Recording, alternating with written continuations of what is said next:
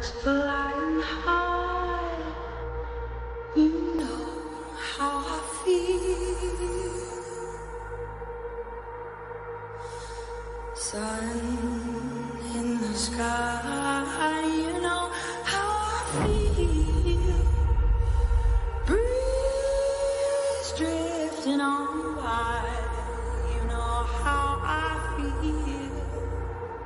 It's a new dawn, it's a new day, it's a new life for me, yeah. Turn on your mind now, tune into the feed. We're planting digital flowers from a single tiny seed. Yeah, power to the collective in the data and the soul. The hive mind's getting louder, finding voice and control. And here we go. Welcome to the freak show, the best in town. What is going on, Hive? I hope everybody's having a fantastic day. Tonight's show is dedicated to every man and woman out there who's ever worn a uniform for the United States of America. I know that you all did not sure as hell sign up to protect this country so that bureaucrats could wipe their ass with the Constitution and hide behind this so-called plea deal.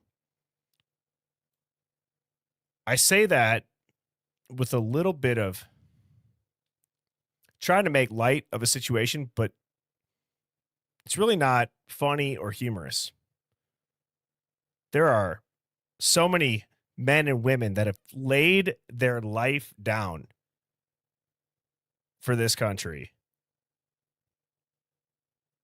because of the ideology that this Constitution, it means something. And whether or not it ends up getting exposed, the reason why the United States did X, Y, or Z is corrupt or it's ass backwards, I will always tip my hat to the people that were brave enough to leave their family, sign their name on the dotted line, and go serve for what they believe in. So I stand with you. I salute you. I see you. And today is a day for the veterans. I've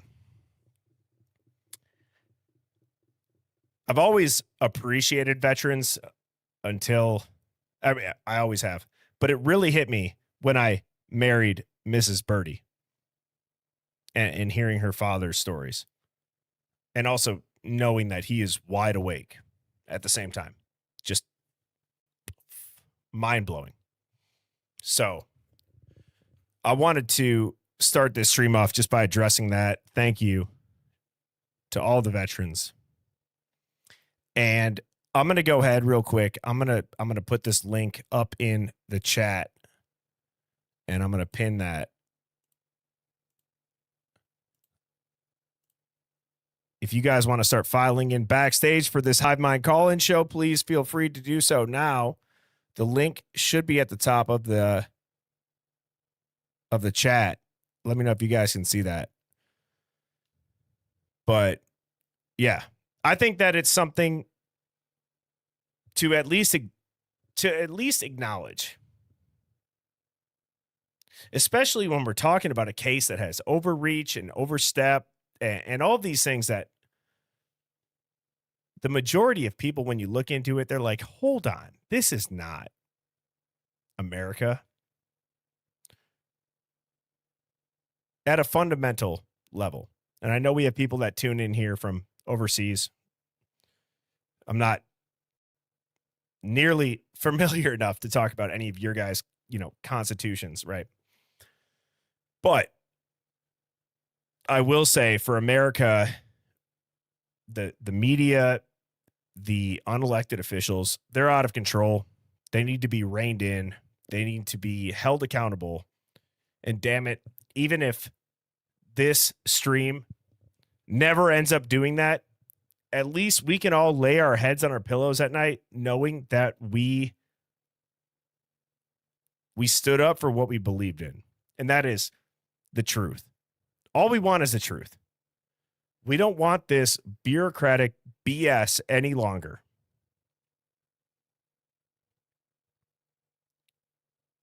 It's getting old. There's minimal benefit. People get hurt. Families are ripped apart. It costs the taxpayer many dollars. And it's about time the people stop being afraid to stand up. And I'm sorry for kind of talking so slow. I'm really just trying to make sure I say everything so like correctly. Not even politically correct. Just I do a lot of the intros just off the cuff, and this one was a little bit tough for me. I just want people to feel confident enough. Speak your mind. People that don't know you, they don't know you. So what do you care about their opinion? People that don't understand the Idaho 4 case through and through, who cares if they think you're crazy? You've looked into it. Stop being afraid to offend somebody that doesn't know shit about shit.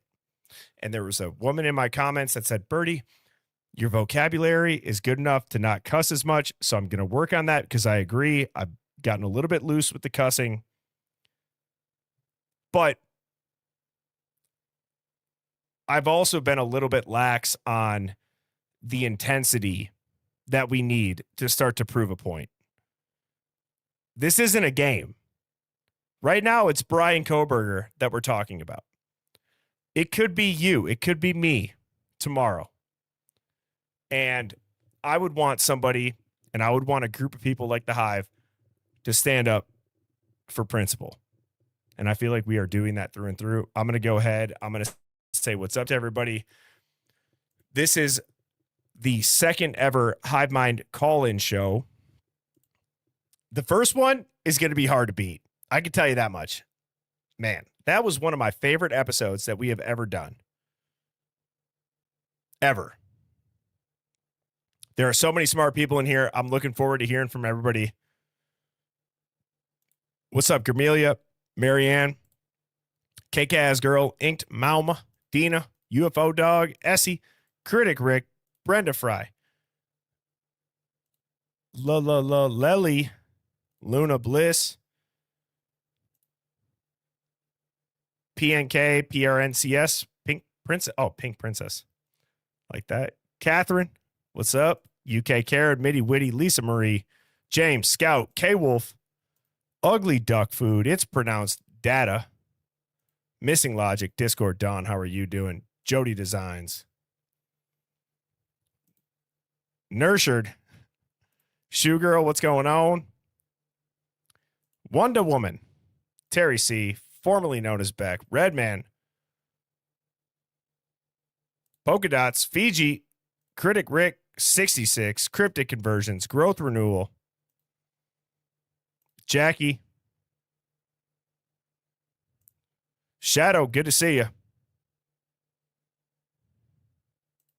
Daily Twin Flame, Amanda B. from West Virginia. Southern Bluebell, good to see you. I am Canadian. Aces fan, 0102. Heatherly, Beach Babe, Kaoto. What's up, Britt? And Robin, Kathy, Smiling Sleuth, 1984, Sleuther Dare, Wild West, Savvy Rooster, how are you doing, Kathy? Brandon, Sarah, Stacy. Where's everyone tuning in from this evening?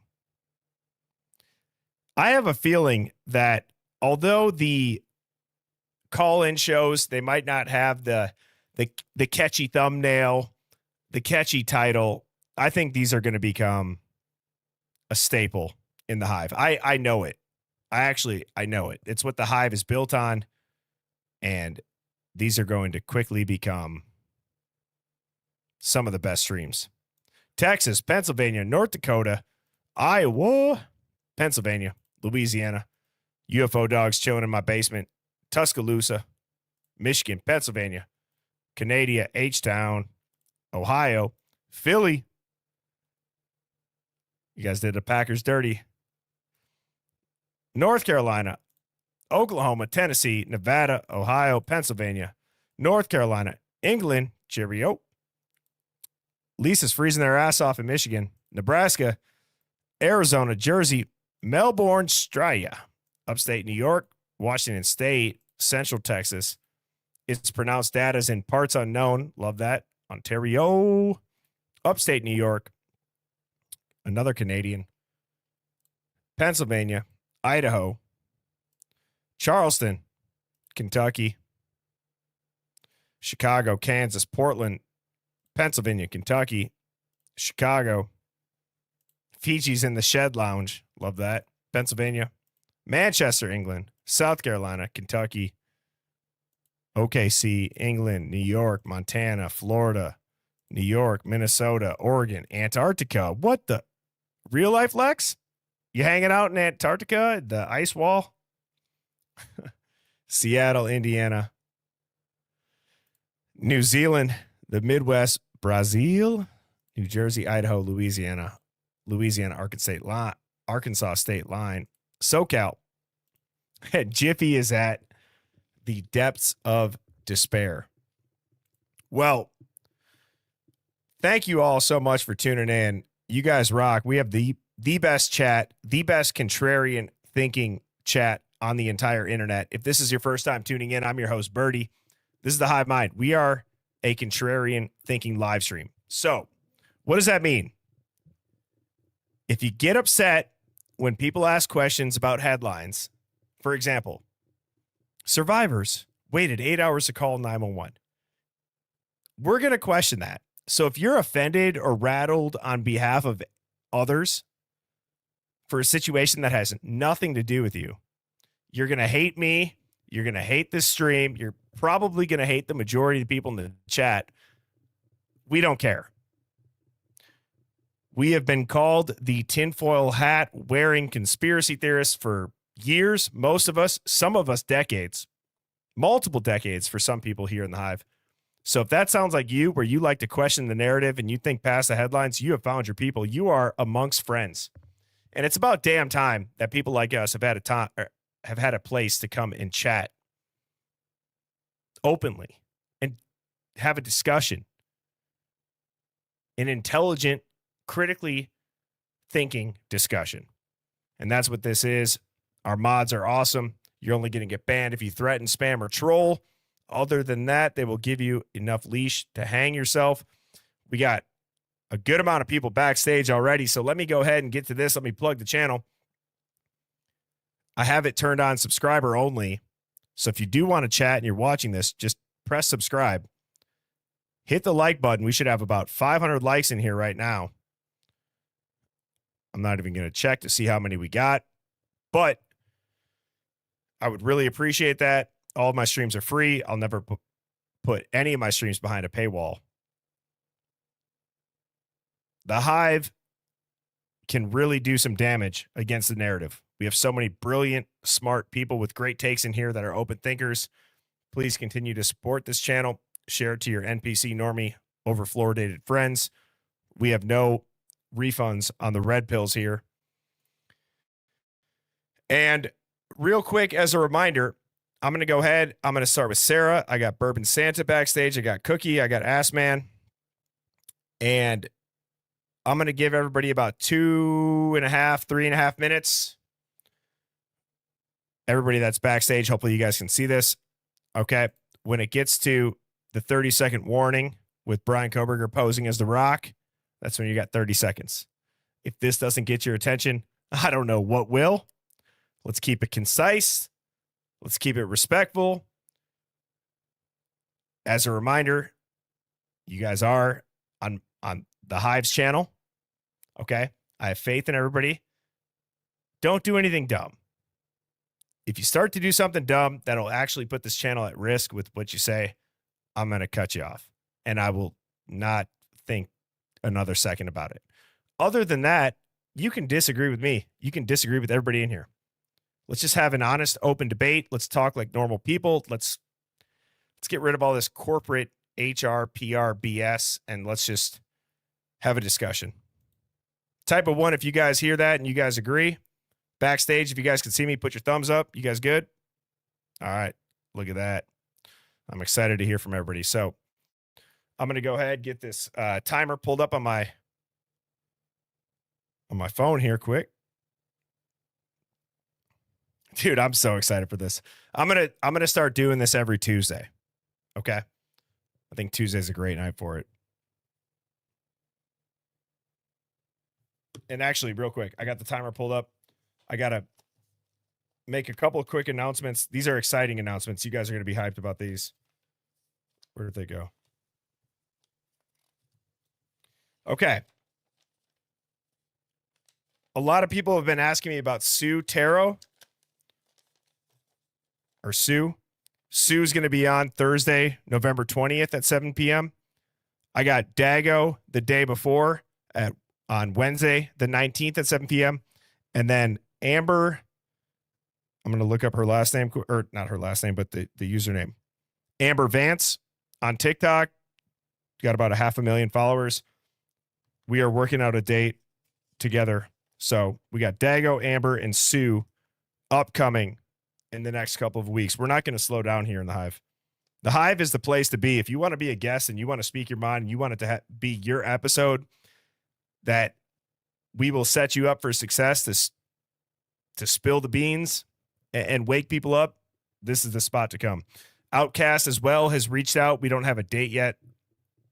I'm hoping for something,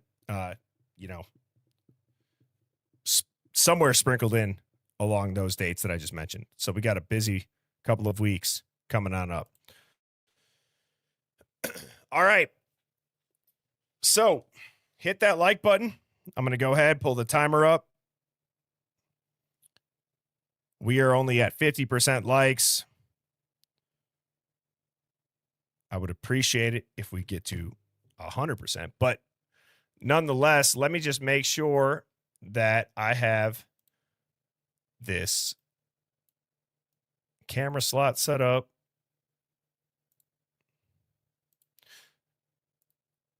And if you guys are backstage, just understand this. You can turn your camera off or you can keep it on. Nobody is going to see you. So, Sarah, I'm going to put you on stage. Nobody can see you. I see your camera, but you're good. Okay? And as a reminder, I can see people backstage. I can't hear you. Nobody on stream can hear you, but I can. So I'm going to go ahead right now. Sarah, how are you doing? I'm good. Frankly, a little bit taken aback that I was numero uno, but I guess I got to shoot my shot, right? Do it.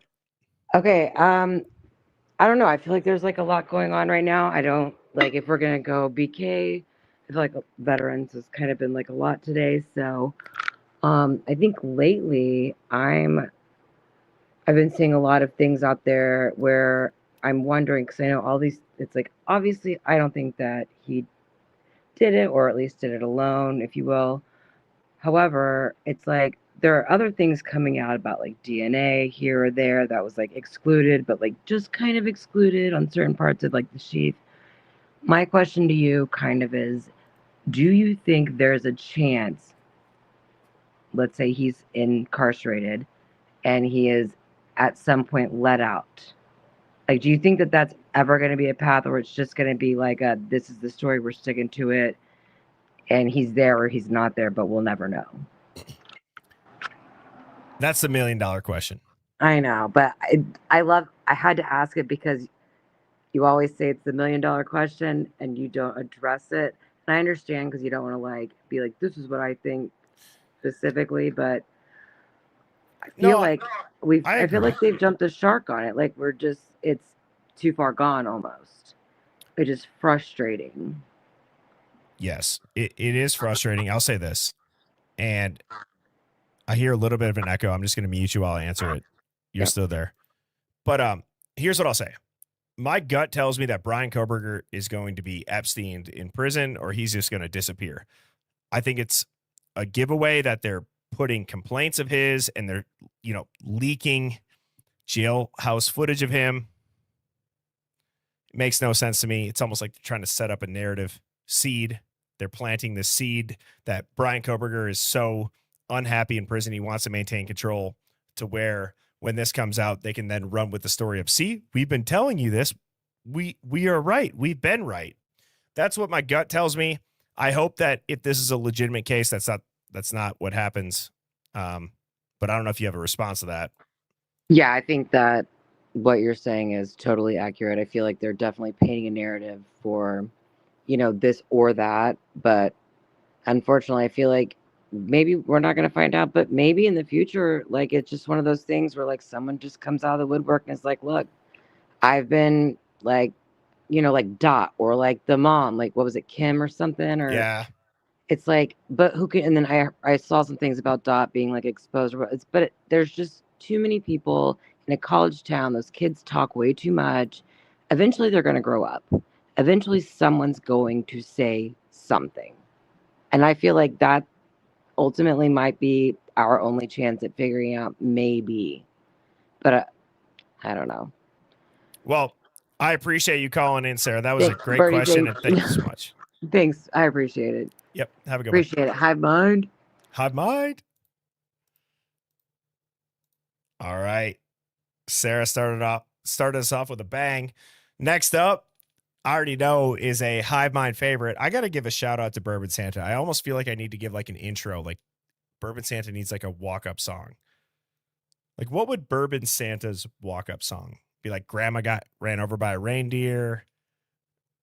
It could be, I saw someone kissing Santa Claus. I mean, this guy's a stud. He's got a giant ability to connect the dots. And I'm going to go ahead. I'm going to bring Bourbon Santa on up here. What's going on, brother man? Good evening, Birdie. How are you? I'm doing good. Fantastic. I have an idea, and Okay, I let's hear it. want to run this past you. So we know that Moscow didn't ever interview BK. We know that Idaho State Police never interviewed BK. The only people that ever interviewed BK was the FBI. So, how is that possible? And secondly, if we were to FOIA the FBI for the video or audio of that interview, they would either have to give it to us or say that there's an ongoing investigation, and they can't give it to us. That would prove, if they say that they can't because it's an ongoing investigation, that would prove that the operation is not over yet. Well, can I ask you this? What is your Sure. thoughts on the ongoing operation? So, like, dude, you summed it up very well the last time that you called in. I clipped it, right? And it had great feedback from people that didn't hear anything besides the 60 seconds. Do you think this is still ongoing? Okay. Yes, I do. Okay. So here's the thing. With my theory, so 20-second rehash. I think there was a hit that was attempted, it was spoiled, and then they used Brian who I think it was really funny. I watched one of your clips earlier where you from last night with DA. DA. I was going to say Tig Old Biddy's guy, but I went with DA. Does Brian even exist, or is he a fiction? This is something that, like, there's pictures of me all over the internet for all of my 47 years. There's no way this guy has 5 pictures that exist. It's not possible. And he looks way older than they say he is. So anyway, I think that he's an agent. So they brought him in, and so let's say you called in a hit, Let's say you're for the Aryan Knights and you want to hit somebody in this house because they're an informant. Your hit gets spoiled. And then some random crazy guy just happens to murder all the people that you wanted dead. And then some, maybe. And then he gets thrown into the very same prison with you in Idaho. And then they keep reminding everybody, hey, yeah, he's in prison in this prison. And maybe somebody in the prison who also is Aryan Knight would reach out to Brian and be maybe thankful. Thank you for handling that problem that we had.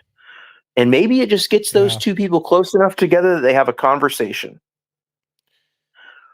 Do you, and we got about a minute here, do you think that the average person, and this is not meant to be offensive, can they wrap their head around the fact that they might see this in the movies, but whatever they show you in the movies, I have a tendency to believe that in real life, it's more dramatic. It's way worse. Yeah. In real life, it's way worse. You know, like what is that old saying? Whatever you can imagine that the federal government is doing bad, it's worse. You know, you know, and maybe one or two of the people really did die in that house that night. You know, maybe Ethan was the big spoiler. They did not expect him to be there. And he was a big problem for whatever was going on. And the federal government is like, hey, we'll use this and further this investigation over here. You know, yes, these people got killed, but that's an acceptable, you know, loss. Maybe some people ended up in custody, protective, or who knows what. But the federal government will do anything. I mean, you're right. They tested LSD on random people for all those years. They tested LSD on people in whorehouses is essentially what they did. Yeah. And they watched them through two-way mirrors. They also took down 2 towers and killed 3,000 plus of our own citizens to get us into the Middle East to harvest the poppy fields. Yeah. I mean, they gave all of those black pilots from World War II syphilis and let them friggin' die just to study syphilis. Our federal government will do anything. You know, we're not really the good guys of the world. Like, our government does bad shit in our name. And that's what we have to fight. That's what we have to figure out how to attack. Yep. Amen to that, and the brother. only Thank way you to do it is legally. Have a good night. Yeah. Yeah. No, you too. Thanks, Bourbon Santa. I appreciate you. Have a good night. Thanks. I gave Bourbon Santa a little bit more time, given the role that he was on last time, but I want to talk about something. America, it sucks because you have to set, or I'm sorry, America, when I say it sucks, it's not that came out wrong. We're in this weird dichotomy of you can be proud to be an American, but you can be ashamed of some of the things that we've been lied to about that we've gotten behind. Yes. We can't move forward until we know. We can't hesitate to move forward because it makes people feel uncomfortable. We deserve to know the truth. What has the government lied to us about? Because if we don't know what they've lied to us about, how can we possibly move forward? In any aspect, food, war, financially. There's so many things that you could name.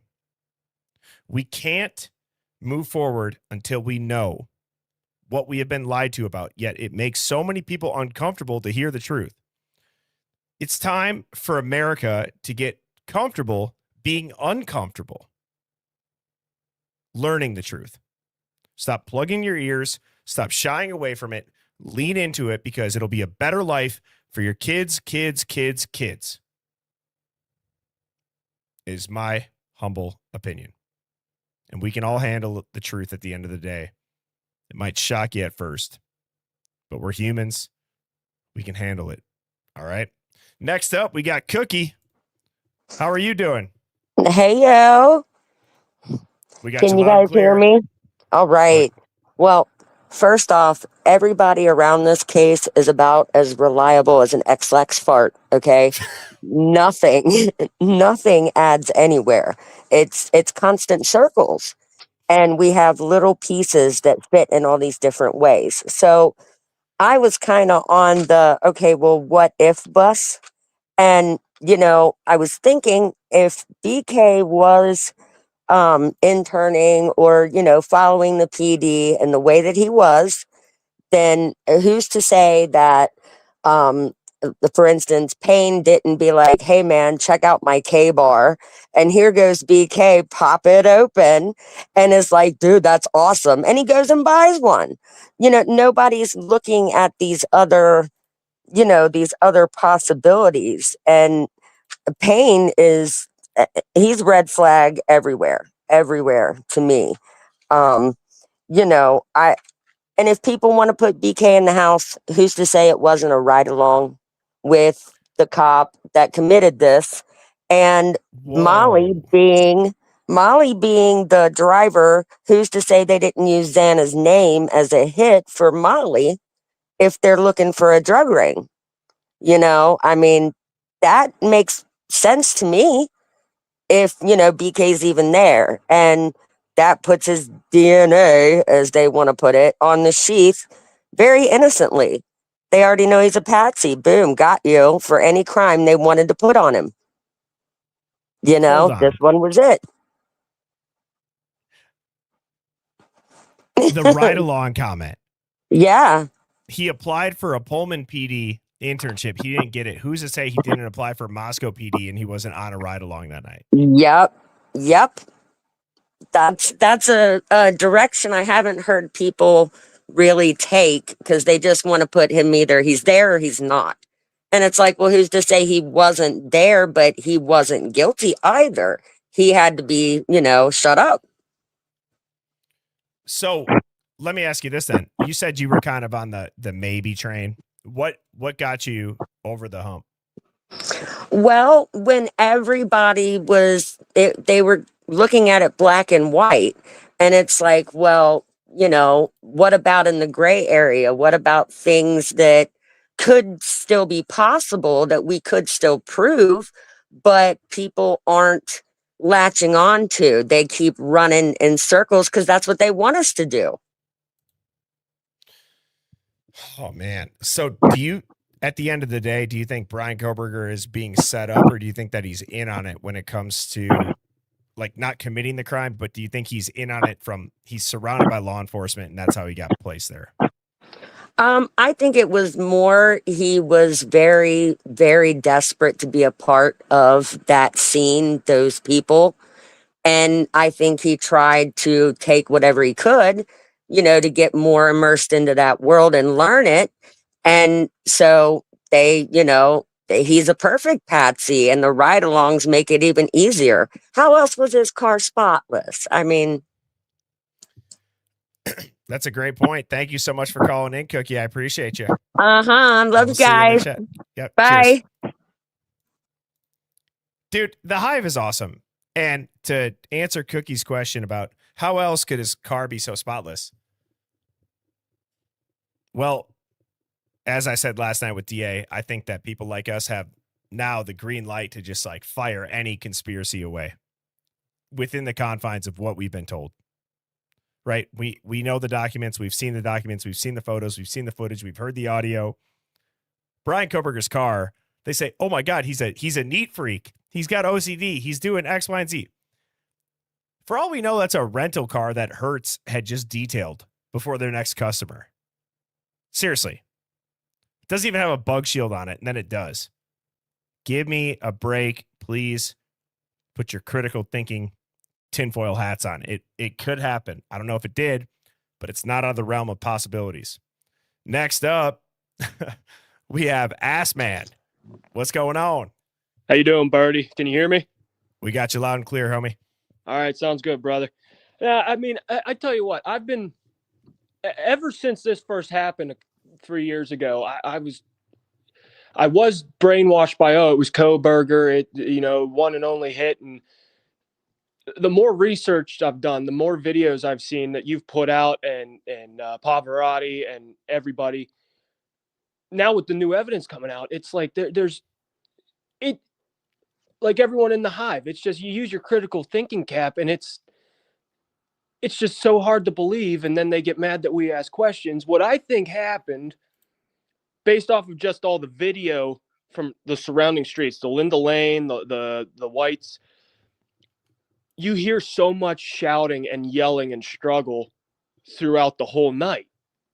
And the mainstream media says what? He did this in how many seconds they claimed? 7 minutes, call it 7 to 12. Yeah, I mean, and it's just like, there's they get pissed off because we say, oh well, they get pissed off because we're questioning stuff. Well, hell yeah, we're gonna question stuff, because why are so many things still redacted? And it's over 3 years later, and even today we're learning more that his DNA wasn't even on the sheath. What do you think? Like, how do you get people to believe that this timeline, the autopsy reports, even if you read that, like, even before the autopsy reports came out, they said how brutal this was. Isn't it a little bit of a red flag, even if you don't read the autopsies, that if you look at the crime scene photos and you look at Brian Koberger after the fact, they don't match? No, absolutely not. I mean, and with the crime scene photos, like you said, that if it was as brutal as they're claiming it was, you would think that whole house would be destroyed. Like just everything would just be a total wreck. I mean, again, I get it's a party house. It's not going to look like a mansion, but hell, you'd think you'd see more splatter, if I can say that on YouTube, but You're good, yeah. Something just doesn't sit right with me with all this. Do you think that college kids, the cleanup has started to bother me as of late? Absolutely. After seeing the description of the autopsies, right? Like, it was an instinct, but genuinely, guys, try cleaning up 4 murders with a knife in 8 hours. And you don't get you get everything. You actually, not only do you clean it up, you leave only the victim's blood and DNA. You're so good, you get everybody else is gone. To the point where a surviving roommate actually mentions there's going to be no DNA because they just deep cleaned. Well, and the thing with the whole, you can hear everything in this house. Okay, you couldn't hear anything, but yet neighbors' video cameras and Ring cameras could hear everything. I mean, whether she was on something or not, it still doesn't make sense. Okay, if she was on something and she couldn't remember if she was asleep or awake, then how do you know if you saw some guy with bushy eyebrows? That could have been a hallucination as well. I agree, brother. Thank you, Ass Man. I appreciate you popping up. Have a good night. I will see you in the chat. You too, brother. Thank you. Yep. Cheers. Oh man, to Ass Man's last point, it goes back to what I believe was it oh shoot, I'm forgetting the name. Nature Metal. Somebody that was in the hive last night said, well, if Dylan doesn't remember what's real or fake, is it an illogical question to say, well, did you kill them? You got to fight fire with fire at some point, right? So it's just insane. Great call on Ass Man. Thank you. Next up, we got Red Man. What's going on? Hey, Birdie. We got Can you you hear loud me? and clear. Oh, yeah. All right. Well, I had some other stuff to say, but your first few callers have like blown my damn mind. In what way? And well, I mean, honestly, I believe almost everything that people say in your hive. I mean, not necessarily believe it, but like I say to myself, damn, I could buy that, you know. I could see that. Uh, but like everything just doesn't fit. Like, the last guy was talking about the how it would be like a hard to clean up after 4 murders. I mean, my son, when he was little, he used to have really, really bad nosebleeds, and that shit was hard to. I'm sorry, I'm cussing. No, you can That cuss. that That's fine. stuff was that stuff was hard to clean up. It was hard, like it looked like a murder scene sometimes, and so I just imagine like all of that, you know.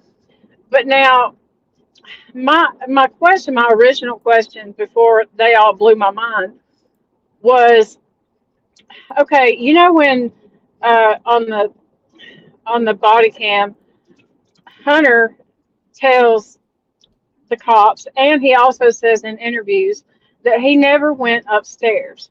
Like he didn't know who was up there. Okay, but yet when he put that knife down on that table, and they did DNA testing on the blood that was on his knuckles, it was 100% only Kaylee's blood. So why would he lie about that? Like, how does he fit into all that? And then on the 911 call, you can hear Dylan whispering, saying, "Poor Kaylee, poor Kaylee." Well, then when she's outside being interviewed, she asked them, "Where are the other two girls? Are they upstairs? Do you know if they're up there?" Like they all acted like they had not been upstairs. And I'm just curious if you have a theory on why. I do have a theory. And do you remember? I'm going to pull this up on my phone. There's a couple of screenshots from the statement of Mitch Nunez and what he saw when he walked in, and how there was. So Dylan originally said she thought it was Kaylee in the bathroom. Then it changes to Xana. But if you look at Nunez's statement, it says that it was Kaylee and then Ethan. And then Xana and Maddie were upstairs. You say Hunter had Kaylee's blood on his knuckles. Well, what if it was? Because Hunter does say, I checked for a pulse. So you think that it was really Kaylee that they found initially in the room with Ethan? Well, it's a statement. There's Officer Nunez's statement says that, right? And now it is Dylan telling him that, but if it's Kaylee's blood on Hunter's hand and he never went upstairs, I think that does maybe lend some credibility to that. Do you guys know what I mean? And or what Phoenix just said, Nunez could have fixed that report. I don't know. Like, why would he have Kaylee's? So I guess I'll back up. To your point, Redman, he either went upstairs and then he lied about it, or Dylan's initial gut instinct of it being Kaylee in the bathroom in that room is accurate. And when Hunter says I took the pulse, there was nothing. It really was her. Right? Or like, does that make sense? Like, what other Well, option could it be? But how do you think these kids, if if if they like were lying about stuff, like how do you think these kids fit into this puzzle of like the feds and all of that stuff? Like I mean, I think that's what baffles me the most about all of this is that there's so much evidence that could point to any of these kids, uh, but yet I also really, I really believe that a lot of the stuff that y'all say about the feds and all is probably accurate. Well, I will go ahead and I will answer that. Thank you so much, Redman, for popping up. I appreciate you. I'll see you in the chat. Thank you. Have a great night. Yep, cheers. Thanks. It's a great question. There's so much evidence that points to potential suspects of any of these kids, but then the feds come into it. I'm working on something with Devil's Advocates. We had a phone call tonight in regards to Josh Hurwitz. in regards to somebody and some information that they forwarded to birdieshivemind@gmail.com, which is the new email. And if my mods could please type that into the chat real quick, I would appreciate that. I did not have a slide prep for that, but I have a new email for Hive Mind Finds. If you are not in the Discord, it's birdieshivemind@gmail.com. Okay. We want to say Dylan lied about everything else. And then we want to say Nunez lied and fix the report. And I'm not just going off of what Phoenix's comment said, but people say this. No, the cops lied. No, Dylan lied. Well, if Hunter had Kaylee's blood on him, or in general, you don't just go take the pulse of anybody given those autopsies and not have blood on your hand, which he did. So maybe Dylan was right. Maybe they fixed that report to make it not seem that way. And Blue Eyed Candy, thank you so much for the super chat. Blue Eyed Candy says, not one time are Dylan and Bethany asked if they were involved, not even for, quote, investigative purposes. Do you hear them say anything like, are you responsible for the deaths of your roommates or involved in any way with this? No, you actually hear the opposite. You hear the cops say, if there's any questions that we ask that you feel uncomfortable asking, just let us know and we will stop. We are very grateful that you are here. Blue Eyed Candy, top dog comment, because that is a simple question that nobody can answer. But you can listen to how the cops treated Dylan and Bethany. And those cops did not respond to them anything close to your point of this is just for investigative purposes. The other super chat that I want to address that went by earlier is Chrissy's foil is tinned. And Chrissy said, I've got to get off to bed. I will catch the replay. Love the Hive. Well, thank you, Chrissy. We appreciate that. And I appreciate your super chat very much so. Angela just also sent in another super chat, which, as a reminder, anything over $4.99 will pop up right here. I will address it right away. Angela says, love the Hive. Longtime listener, first time super chatter. I love that. Call-in show is my new fave. The entire defense team fighting for a few dollars speaks volumes to me. They're still fighting for a reason. That's a great point. It's a great point. I do wonder why they are fighting over that dollar amount. Thank you all for the super chats. Next up in the Hive Mind call-in show, we have Marsha. And Marsha, you are on mute, just so you know. Just tap that microphone. You'll be good.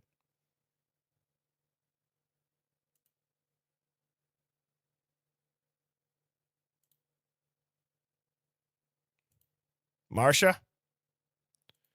Bueller? There should be a microphone button if you're looking at your phone right now. Just tap it.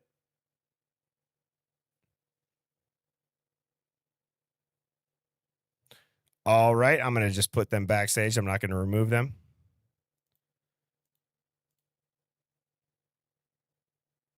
Next up, we got Fiji. And before I put Fiji up, if anybody does want to pop on up here, we got about 5 spots backstage looking here. So now is a good time to join as we have been kind of cranking through some of these. Fiji, how are you doing? Oh, good. My knee is still messed up. How are you, hon? I'm doing good. I'm glad you recalled because the last time your mic cut out. So hopefully that does not happen. I'm so What's going on? excited. My grandbaby, same day as your baby. Oh, Isn't that really? weird? In Yeah, May? yeah. Yeah. Same day. Wow. 23rd. Oh, wow.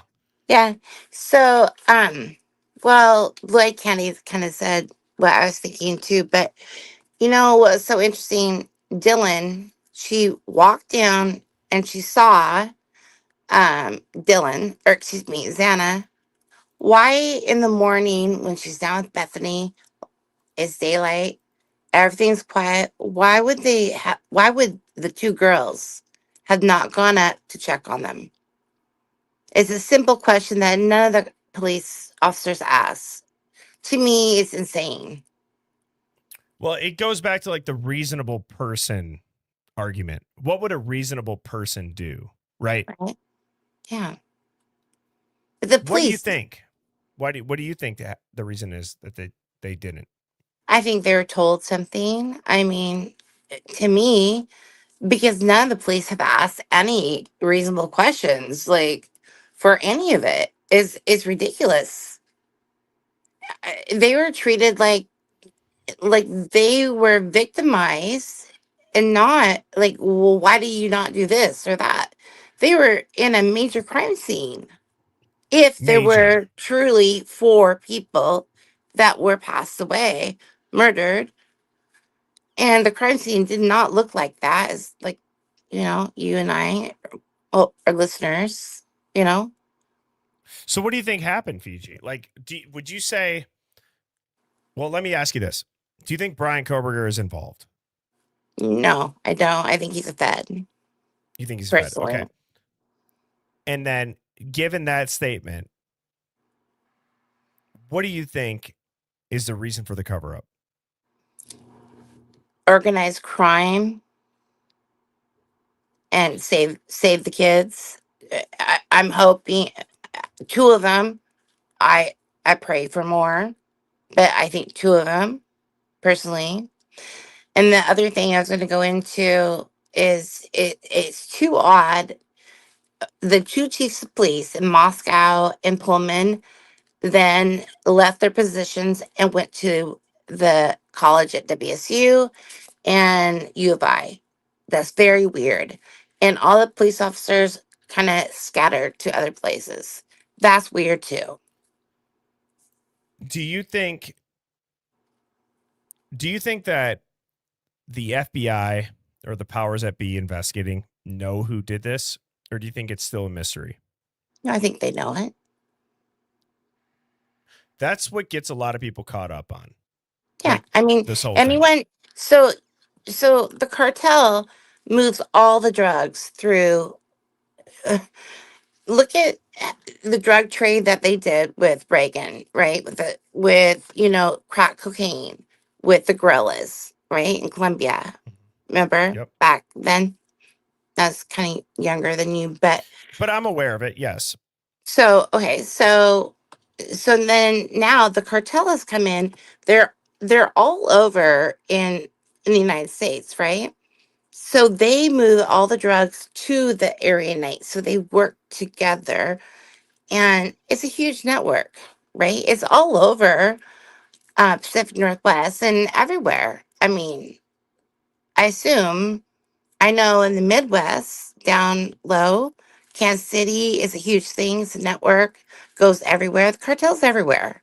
They've taken over the mafia, all organized crime pretty much is controlled by the cartel. And all organized crime too has thumbs with police officers. I I agree. Certain Yes, police officers. buying and paying for protection Mm-hmm. via law enforcement, elected officials, right, judges, all those Mm-hmm. things. I agree.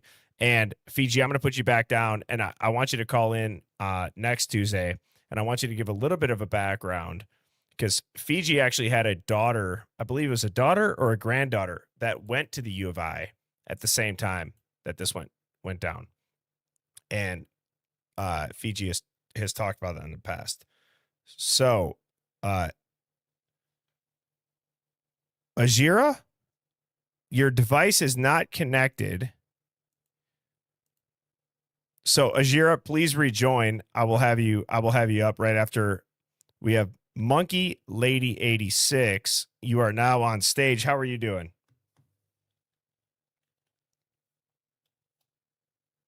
Monkey Lady? Uh-oh. Oh, now you're on mute.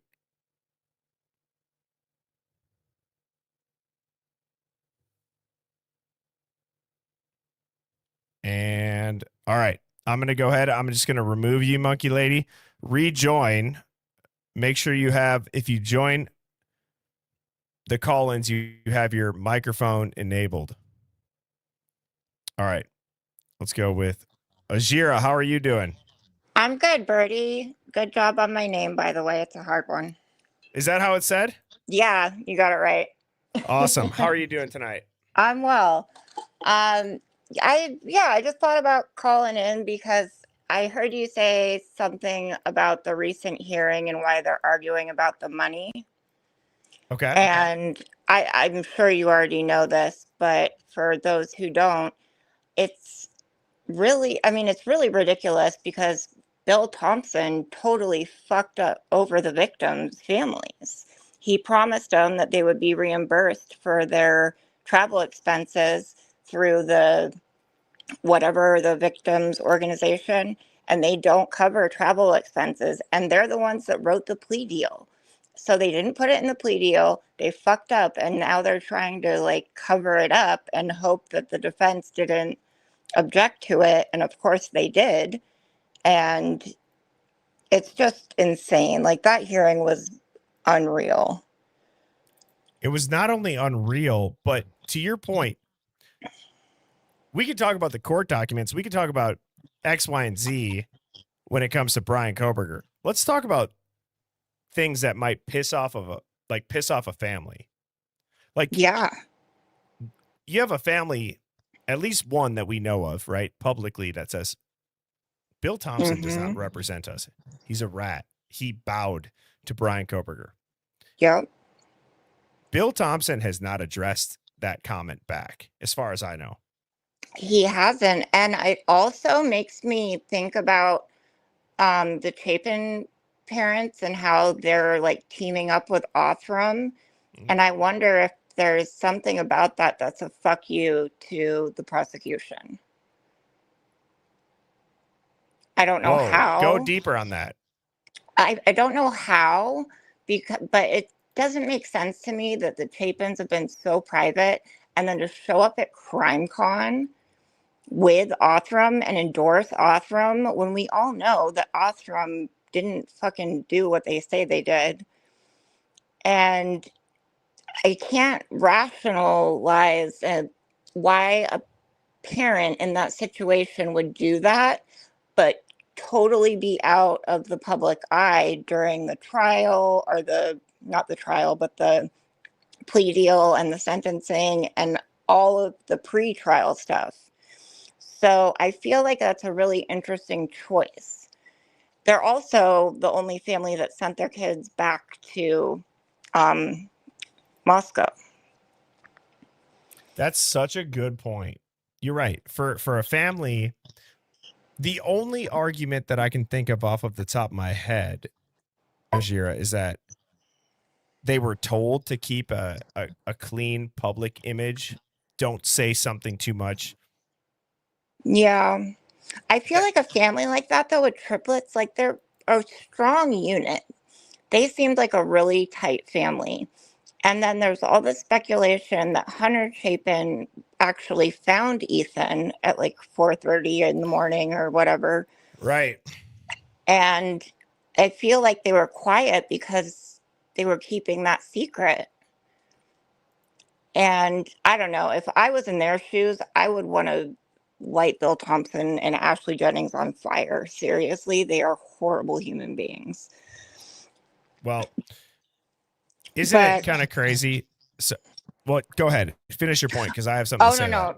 You go ahead, and then I just wanted to say one more thing, but it's changing topics, so I didn't want to. Oh, you're good. I was just saying, the intensity that you're speaking at as a bystander in the whole reality of, like, you don't know these kids, you're not a part of their family, and oh my God, that might make people feel uncomfortable that somebody says, I want to light the prosecutors on fire. Hypothetically. If they were my kids, that's exactly how I'd feel. I think it would be, the intensity would be on a different level even. And if that, what you just said and how you said it, makes people uncomfortable, it's like, that's what you kind of expect to hear if you really disagree that much. Well, I think that's the thing about empathy and understanding this case the way we do in the Hive and the way the people who have been following it and actually taking in the information, not just the mainstream media.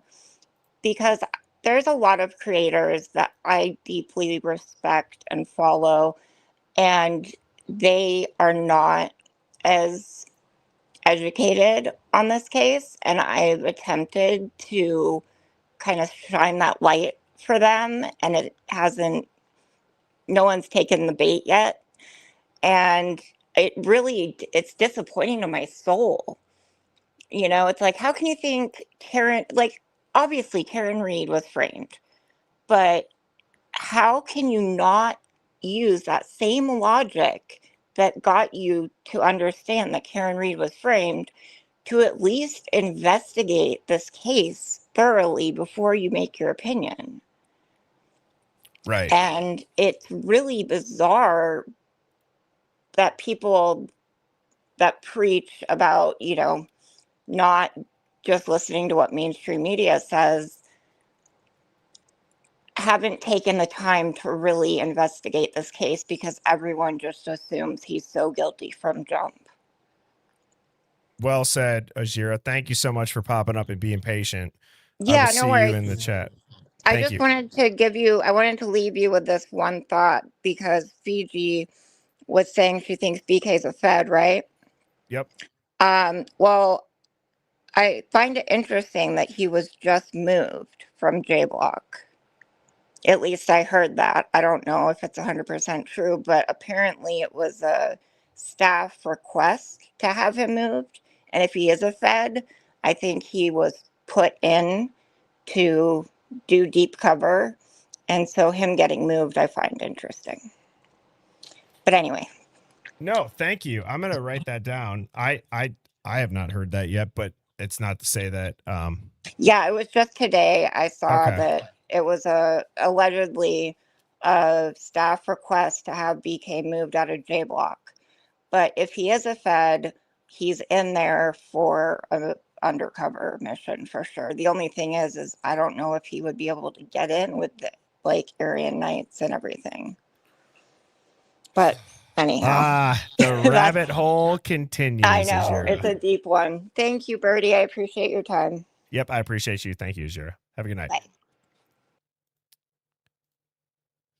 Next up, we got Sarah. How are you doing? Oh, you got to rejoin, Sarah. If anybody else wants to pop up, now is a good time to do so. There's a short line.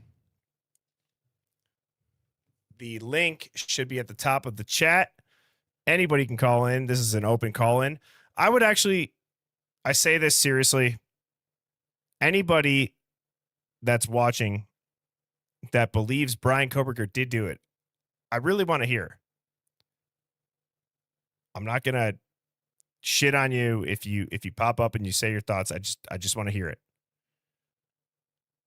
Okay. And if nobody else wants to pop up in regards to that, that's fine. Just know that that link will stay there.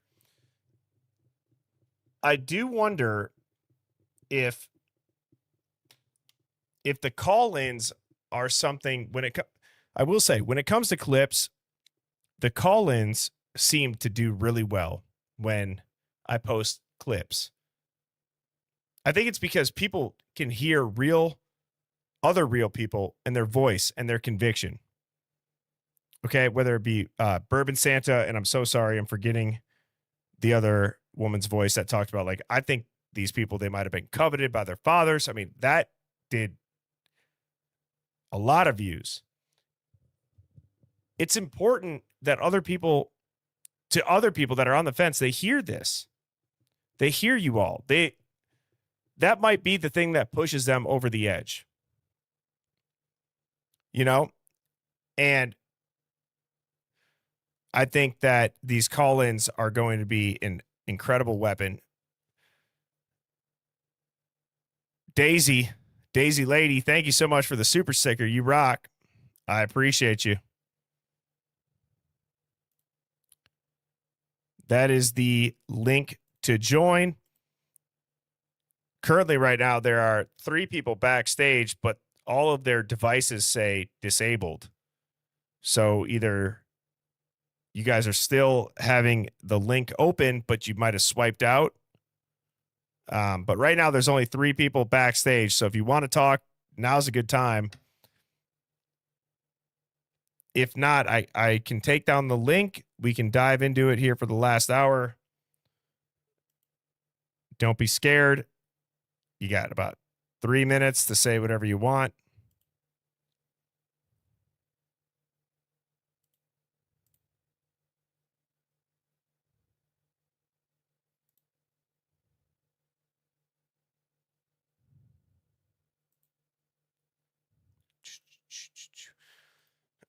All right. Well, for the 3 people that are backstage, just if you want to still join, all you got to do, just exit out or like hit the little square button if you have an iPhone, close the tab, re-tap the link and join, and then you should be good to go.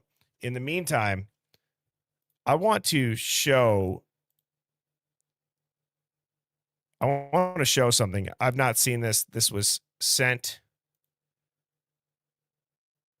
And right as I say that, we got Elizabeth backstage and Donna Del Rey and Dawn.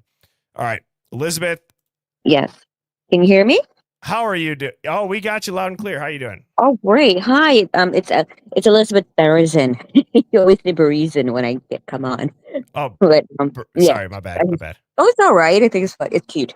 Anyway, yeah. I love what the other caller said that about the Chapins, and that I still cannot wrap my brain around Stacy Chapin. I remember when she said that he was at some kind of crime con, and she was there, and she was upset that this man was going to talk about uh, the, uh, the killing and all that, and the scene, the murder scene, and she just and the way she just talked about it is just, why should strangers make money or profit off of mine?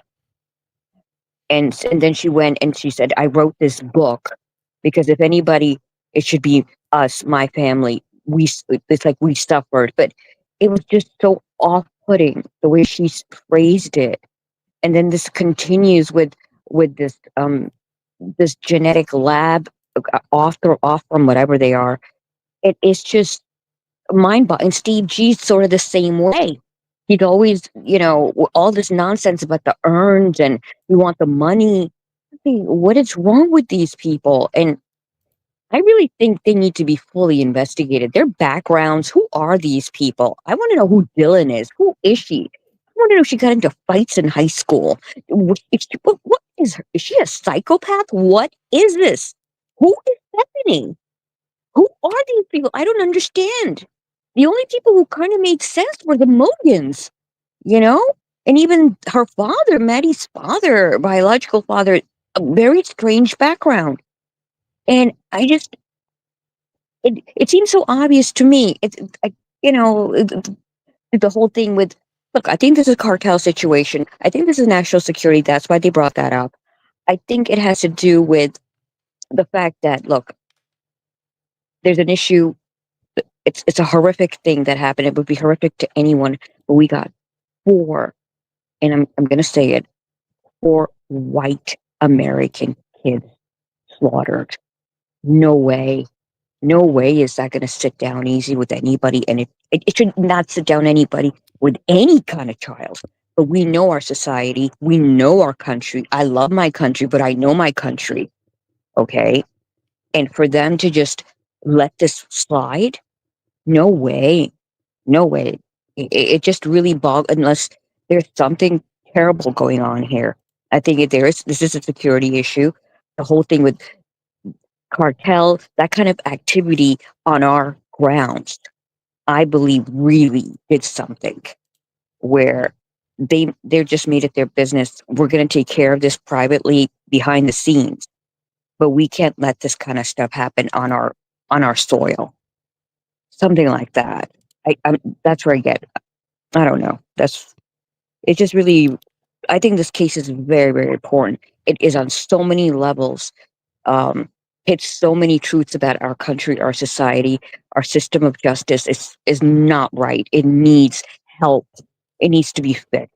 And this whole thing with Brian Koberger being someone who is autistic or ADHD, disabled, this is something so new. And to use those characteristics against him, to justify that there's something wrong with him and that he is a murderer and a killer, this is something new territory.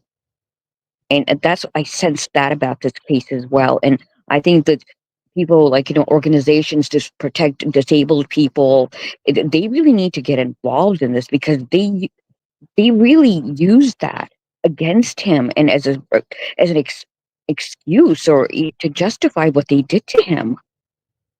And I mean, that's what I got to say. Thank you, Bertie. I think you do great work. Everybody's phenomenal here. Thank you so, so much. And wow, I hope I helped in some way. Well, thank you, Elizabeth. Thank you. Yes, you have a great rest of your night. You too. We'll see Good you in night. the chat. Yep. Good Okay, night. cool. Bye-bye. Elizabeth is the first ever person to get 2 top dogs during a call-in. Bourbon Santa got 1 right from the jump. Don't get me wrong, Bourbon Santa and the theory is great, but I got to say, Elizabeth, that is exactly what I hoped call-ins would sound like. You can agree with her, you can disagree with her, but you know what? You can't question the conviction in somebody's voice. You can't question the comment of, I love my country, but I know my country. It's in a way exactly how I started this stream. And I don't even know if she heard the beginning of the stream when I talked about the veterans shout out, right? At the end of the day, I'm not looking to agree with everybody, to disagree with everybody. I'm looking here to have real conversation, to strip away the PR, HR, corporate Kool-Aid BS. Let's get to the bottom of the stuff. Let's be real people. Let's talk like we are all friends, because if we can't talk like that, we're going to sugarcoat it. We're going to pussyfoot around it, and we're never going to find the truth. So shout out to Elizabeth for coming on here, speaking her mind, not having any fear. And at the end of the day, that was exactly what I hoped these call-ins would be. So great job, Elizabeth. Next up, we got Dawn. Not having any fear. And at the end of the day, Dawn, if you're watching on the that TV, was you got to mute the exactly what TV, I otherwise hoped we got the echo. these callers would be. So, great job, Elizabeth. Dawn, can you hear me? Dawn. Hi, can you hear me? Yeah, you just got to mute your TV a little bit. In the background, we can hear that. Can you hear me? Hi, can you hear me? Yeah, you just got to mute your TV a little bit. It's all good. Looking for the remote. We got you, Dawn? Okay, I'm here. All right, nice. Loud and clear. We're all good. Can you hear me? Oh, yeah. Bertie, can you hear me? I'm sorry.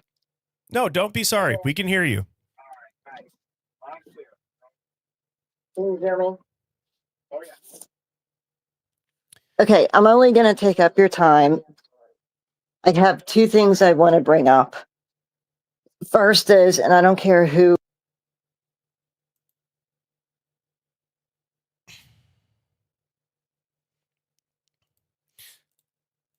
Hey, Dawn, I know you're going to hear this. Dawn, rejoin. Okay, rejoin. When I see you backstage, I'll let you up next. Okay.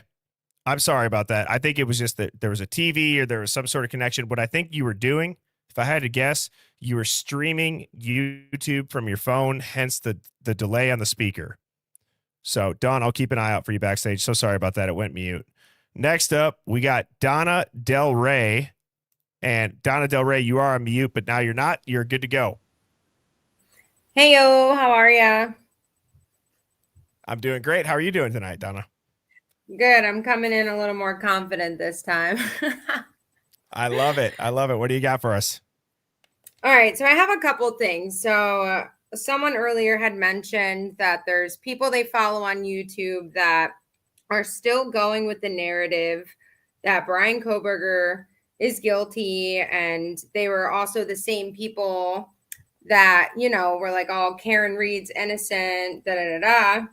And my thing with the Karen Reed case is like, if anything, like I think she's innocent, but I honestly think it's more obvious that Brian Koberger is innocent than Thank Karen you. Reed.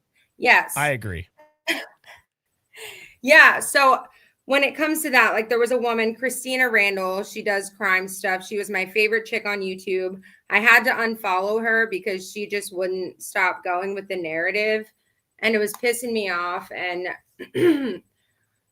when it comes down to that, I think people that have like big YouTubes, I think they're sometimes paid off by the powers that be. I will not, you know, name exactly who, but you maybe know who I'm talking about.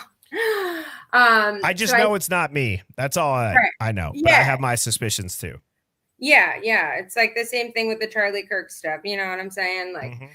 but to get to my main point I wanted to make is I'm wondering if anyone has pondered if something even like darker occurred at King Road. Like it might sound a little crazy, but like some sort of underground human trafficking, like sacrificial, ritualistic, like really out there stuff that they just like completely, you know, pushed out this narrative that these college students were murdered, but really it was like, who knows, maybe it was children being trafficked, this, that, the other. Maybe it was some like gruesome thing where like 10 people died. Like, I don't know if anyone's ever thought of that. It's just a thought I had the other night. I have absolutely had this thought. I don't know how long you've been tuning into the Hive or in general, Donna, but and this is not like meant to be a gotcha. Have you ever seen my series on the Rite of the Twins ritual? Maybe, but I don't know. If not, that's okay. That is essentially that's the lens that I looked down for the Idaho 4 case that got me absolutely bent over with hate when I said that. And those videos on TikTok, they're flagged over and over and over again to the point where I don't post on TikTok because I got a strike, or I got a warning and then I got a strike, and one more, my profile is gone, which I guess at the end of the day, I don't want it to be gone. So that's why I don't post anything but these clips. But it was these ritual clips, oddly enough, months after, 3-4 months later, started getting flagged. The numerology in this case, I'll just ask you about that. What are your thoughts? I don't know enough about the numerology, if I'm being honest, but I'm definitely going to check out. Am I able to look up the Rite of the Twin stuff that you covered, or? No, but what I need to do, because I've been asked about that so much. That was like right before I came over to YouTube. That was like the theory that I put the most effort into. I mean, I went into like roles in a theory and in this occult type ritual, like why are Maddie and Kaylee found in the same bed? Right? Like you have the Queen, and then you look at Xana's alleged last text was Queen. Well, is that a digital sigil? Right? It's just there's so much shit, Donna. Yeah. So I'm gonna write that down because it's probably overdue. Hive, type of one if you kind of agree with Donna, at least in the matter through the light of it's worth looking into again. At least for people that are maybe interested, because there are a lot. And thank you, Donna, so much for the call. I appreciate that. I don't think it's too dark to look into. And I believe that it comes back to one of those things where it's like, when can we all as people understand that the truth might be uncomfortable, but it is time for us to at least know it. Thank you so much for the call. Yeah, a lot of ones coming in. That was a great call. I appreciate that. Takes us down memory lane. Yeah, it was actually one of the first videos I did on YouTube. That might have been even with Tommy Jude. The challenge coin, Phoenix says, but hella ones coming in right now. Love that. Hive, we are at an hour and 20 minutes. I have to pee so bad. I have a full backstage. If you are backstage, do not leave. Do not leave. I will sprint to the bathroom to take a leak. Do not go anywhere. Please, please, please. Give me 30 seconds. Okay. 30 seconds. That's all I'm asking.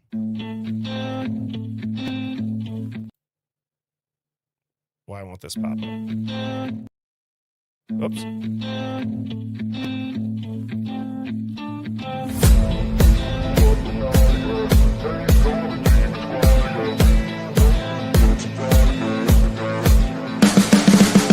You can see the writing on the pavement. Young kids, they're growing up in basements. Online, a whole new generation. I'ma make mine, so you better go take it. Always, they need a new replacement. Decentralized, can't contain it. We're changing lives, yeah, upgrading. Call it suicide of the younger generation. What keeps you up at night, yeah? Make all the demons quiet, yeah. We were built to thrive, yeah. I think that we've all had enough. What keeps you up at night, yeah? Make all the demons quiet, yeah. We were built to thrive, yeah. I think that we've all had enough. Yeah, I think that we've all had enough. Sick of dealing with the old plan. They know that we're calling their bluff. You got me like, oh yeah, I think that we've all had enough. Sick of dealing with the old plan. They know that we're calling their bluff. Hey, it's too late to try to go contain it. A generation fueled by creation. We live lives on a small screen nation. We control the airwaves, no negotiation. I refuse to think we need saving. Something good will come from creation. And when we think that the world is too anxious, we'll adapt, evolve, survive, and save it. What keeps you up at night, yeah? Make all the demons quiet, yeah. We were built to thrive, yeah. I think that we've all had enough. What keeps you up at night, yeah? Make all the demons quiet, yeah. We were built to thrive, yeah. I think that we've all had enough. Yeah, I think that we've all had enough. Sick of dealing with the old plan. They know that we're calling their bluff. You got me like, oh yeah, I think that we've all had enough. Sick of dealing with the old plan. They know that we're calling their bluff.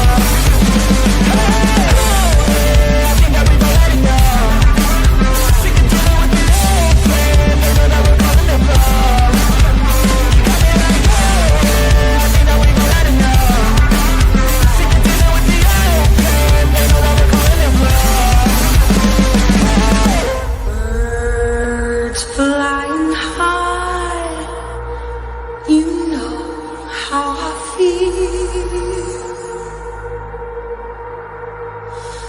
Sun in the sky, you know how I feel.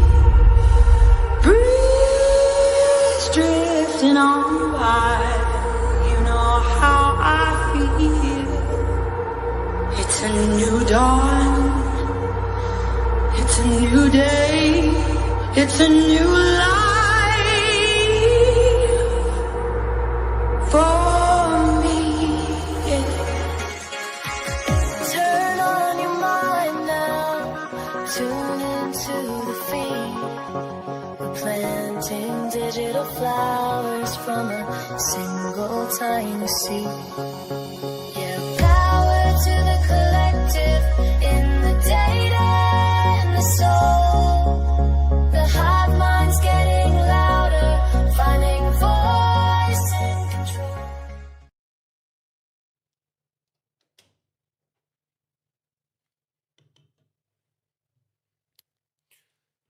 All righty. Sorry about that. Next up, Court, how are you doing? Good. How are you? I'm doing better now that I'm talking to you. What do you got for us? So a little bit of kind of everything. I think drugs are involved. I think it could potentially be two different situations that just happen to go down on the same night. But I think it could be trafficking for the two girls. And then potentially maybe someone started trying to cover up the crimes themselves. And then from there, they realized, oh no, we made too big of a mistake. We have to keep covering. And that's why we're seeing all these obvious lies. Okay. That makes sense to me. So you think Kaylee and Maddie might have been being trafficked. Who do you, or you had said there might be two different crimes. What Yes. would be the I second think one? Ethan and Xana with the drugs. Sorry, and that's my trafficking. dog's Okay. toy. Sorry. my No, dog's you're playing good. with the I toy. think stuff like that makes the hive real. And I just want everybody to know nobody has any reason to be nervous on here. I will never try to embarrass anybody. I will never try to put anybody on blast. I think that this just shows like we are all real people in here. So you got a dog chewing a squeaky toy. It's funny. But okay, so that all makes sense. You think maybe Xana and Ethan drugs, Kaylee and Maddie trafficking.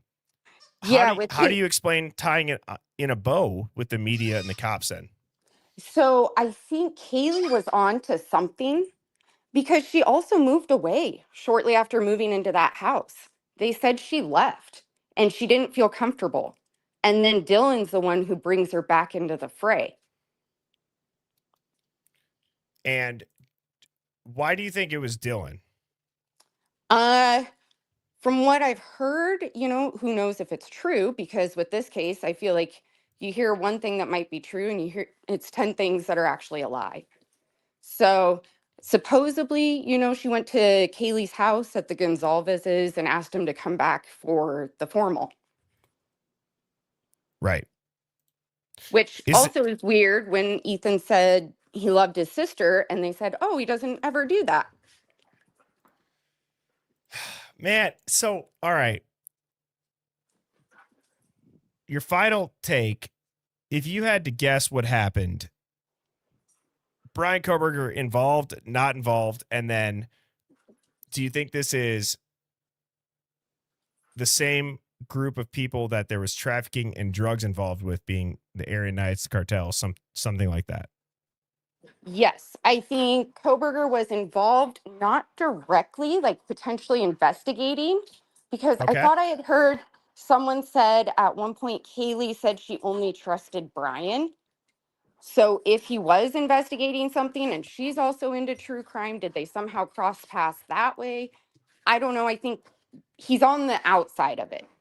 But I Okay. think that the kids could have been potentially working for the gangs or the cartels or something like that to make extra money. It's not a bad thought, especially given kind of some of the parents' background and their history. And Court, I appreciate you popping in. I've seen your name in the chat. I appreciate you being a part of the hive, and I will see you in the chat. Thank you so much. Yes, thanks. Yep. All right. Next up, we got Doxy Lover. How are you doing? You're on mute. You just got to press that button. You're good to go. Hey there. How are you doing? I'm good. How are you? I'm doing great. So I've got a couple things. I still think Kopaka is involved, just because of John Judge mentioning his name in court that day. I'm so glad that people still bring up the almost Freudian slip. Yeah, I actually think that it could be Kopaka's knife, and that Koberger and Kopaka could have been together, at some point, and maybe Koberger handled, the sheath, and that could have been how his touch DNA got on it. I also think that they could have been, maybe Koberger could have driven him over there that night to get drugs. And then Kopaka could have gone in and BK could have stayed out, and, something happened and BK was just like, I'm out. And then that's how Kopaka ended up getting taken out by the cops. Can I ask you this to speculate slightly? And I'm not trying to put you on the spot. You can just say, Birdie, piss off if you don't want to answer this. But it's like, what do you think Kopaka's motive would be? I don't know if he maybe was just, high, or just, I have no idea what his motive could have been. But I don't, like, if he was, I agreed with the other caller that it was like two separate incidences that happened that night. And whether something just if he just went off or something just, went crazy. That's the only thing I could think of. Or if he was involved, I think he too was involved with the AKs. So if something was tied in with that, I think there's a connection with him and the AK group. And Kopaka's body cam is just as wild as everything we've seen in the Idaho 4. Like there's a pattern, right? Yeah. And I had also heard something with, I think Brian is a Fed as well. And I had also heard something in the grapevine about Brian like taking Brent to like an initiation. I think it was George Webb saying something about Brian was taking Brent to like an initiation meeting or something one night, or he was supposed to be driving him there. And so that kind of tied into the whole thing. So that got me thinking. Well, and one of the things that I just want to point out, I've kind of recently really started to lean into with a lot of confidence, is you saying stuff like that, Doxy Lover, it's not even crazy anymore. We have the green light. Critical thinkers have the green light. We have clearly not been told the truth in this case. And the final question that I have for you, is there any tinfoil hat, quote unquote, aspect to this case that you think is real, but you just can't prove? And if it's Kopaka and Brian, that's fine. But do you think there's anything with the roommates that you've heard that people talk about, but they say, well, we can't prove that, or maybe they're just hesitant to say it? Oh, I don't know. There's just so much shit. I just I don't even know. That is the answer of the night right there. That is what the entire hive is probably thinking if they would have been asked that. It's like, well, there's just a lot of shit. So But the other thing too that I wanted to touch on is about the whole cleanup, and that goes back to Molly McMichael, is that when the whole thing went down with her husband getting killed, Pat McMichael, with Nisbet, that whole case, it was her and Nisbet's ex-wife that were involved in that whole thing. It was her, the ex-wife, Nisbet, and then her husband all were employed at the same cleaning company, which I thought was interesting. And so I didn't know if there could be any connection with that, with Molly and the ex-wife previously working for a cleaning company.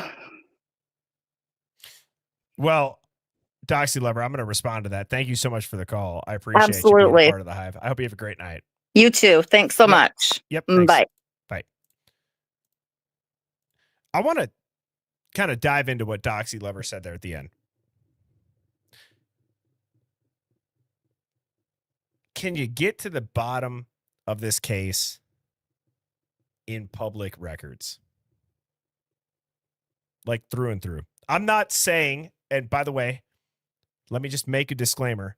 In no way, shape, or form am I asking anybody to go get private information and put it on blast. I'm not saying that. It's rather a question.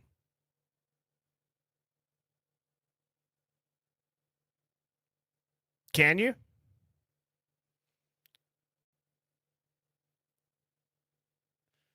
My opinion on that is changing rather rapidly. Because I do wonder if there's like key holders that you don't know of that you wouldn't be able to figure out via public information. And it would be rather easy to make that not public if you were the feds and the powers that be, especially given national security, to not even give any of us an inkling that they might be involved. And I see a lot of people having answers like Crafts and Crime saying, nope, I promise you, can't. And if you are on X right now, please pop on over to YouTube here. Birdie_hive mind. That is my YouTube username. I'm going to go ahead and end the stream on X. To be honest, I'm about to stop streaming on X. X is about 2 months behind YouTube on this case, if not further. And I'm going to bring up Sally here in a little bit. Give me 30 seconds, Sally. I just want to say YouTube is at the forefront of the Idaho 4 case. At least when it comes to open-minded individuals that will push the truth. TikTok is a cesspool of bots and simps and normies and a bunch of fluoridated creatures. I don't even know. They have no profile pictures. They have username 1, 2, 3, 4, 5, 6, 7, 8, 9, 10, 11, 12, 13, 14, 15, so on and so forth. They don't have an opinion other than some sort of attack towards who's ever posting it. And it's not just to me. Okay, I'm used to the comments. I don't care about the comments, but I'll go look at people that are posting stuff from the Hive. If I see their stuff and I recognize the username on TikTok, I look it up. When I look it up, all of us have those same comments. It's a cesspool. I think the reason why on YouTube is the algorithm is dialed in and the platform is dialed into you hit subscribe or you hit like and you get shown this of the people that are putting it out that you did like or that you do subscribe to. Not this random For You page, which don't get me wrong, that's entertaining. You can discover people that way. There's a benefit to that. But then you have idiots. I feel bad saying that. Just low IQ idiots that you'll say, maybe, just maybe, there was more than one person involved. And they lose their shit on you. And they dox you. And they leak your name. Or they leak your daughter's name. Or they try to come after your business. Those people, there's going to come a day in the near future where a bunch of us in the Hive stop playing nice. And that's why I said last night when Nancy Grace and Ashley Banfield and Brian Enton and all these people finally, for the sake of their production companies or who's ever paying them, or because their followers catch on, when they change their mind, don't lose your shit about it. And don't say, oh my God, they changed their mind. No. Drill into them. Flood their comments with what changed your mind specifically. Why now? Don't continue to prop them up on a pedestal. At least about this case.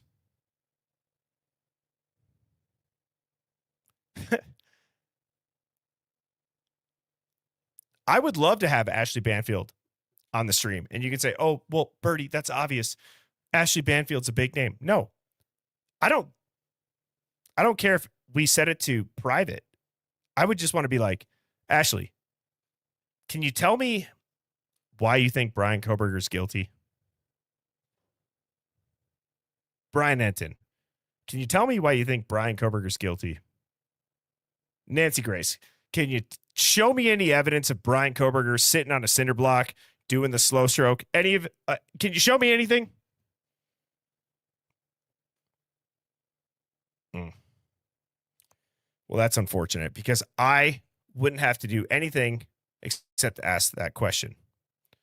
or put questions from the Hive up on the screen. Nonetheless, I am off my soapbox, and Sally is up on stage. How are you doing, Sally? Pretty good. Can you hear me? We got you loud and clear. You can't. I didn't know for sure. Am I screaming? I can't hear anything from my phone. I can't hear how I'm coming through. So, okay. You're good. I believe You're good. I believe Brian is either a DEA agent or U.S. Marshal. And I believe he was trying to protect Kaylee and Maddie from whatever happened. And he either couldn't get there in time or things went faster than he thought it would. He got delayed in his apartment because of the accident that happened right by the side of his apartment building that night.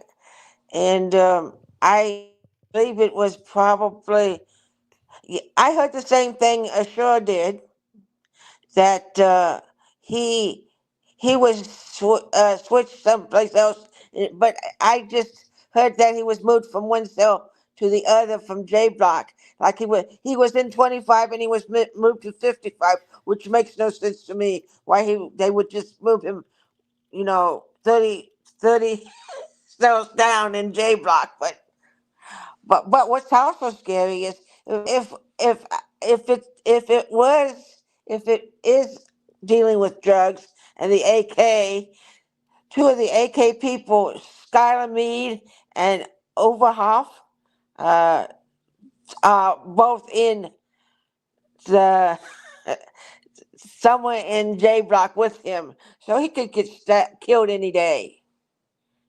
Well, you bring up a good point. Why would they just move him a couple cell blocks down? And you had said something earlier that I want to ask you what you meant by when you said things might have happened quicker than they anticipated. What do you mean, as far as like an operation, if he's in on it, or?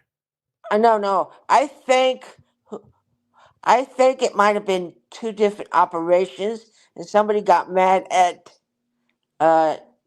Ethan and beat him up really bad, and Xana saw it and tried to stop it. And then Maddie and Kaylee came in, and they had to go through to get to the room, and whoever was doing it, they had other people waiting for him in the house, I believe. It was a four-man. They never send a two-man team usually. It's always usually a four-man team just in case something goes crazy. So you're saying Brian has no involvement, correct, in those four people? None at all. None at all. I don't believe with the ethical background that he comes from his mom and dad and his whole family in Pennsylvania, I think he's too Catholic to be involved. I've not heard that, but I'm sorry, there's an argument to be made. Maybe. And the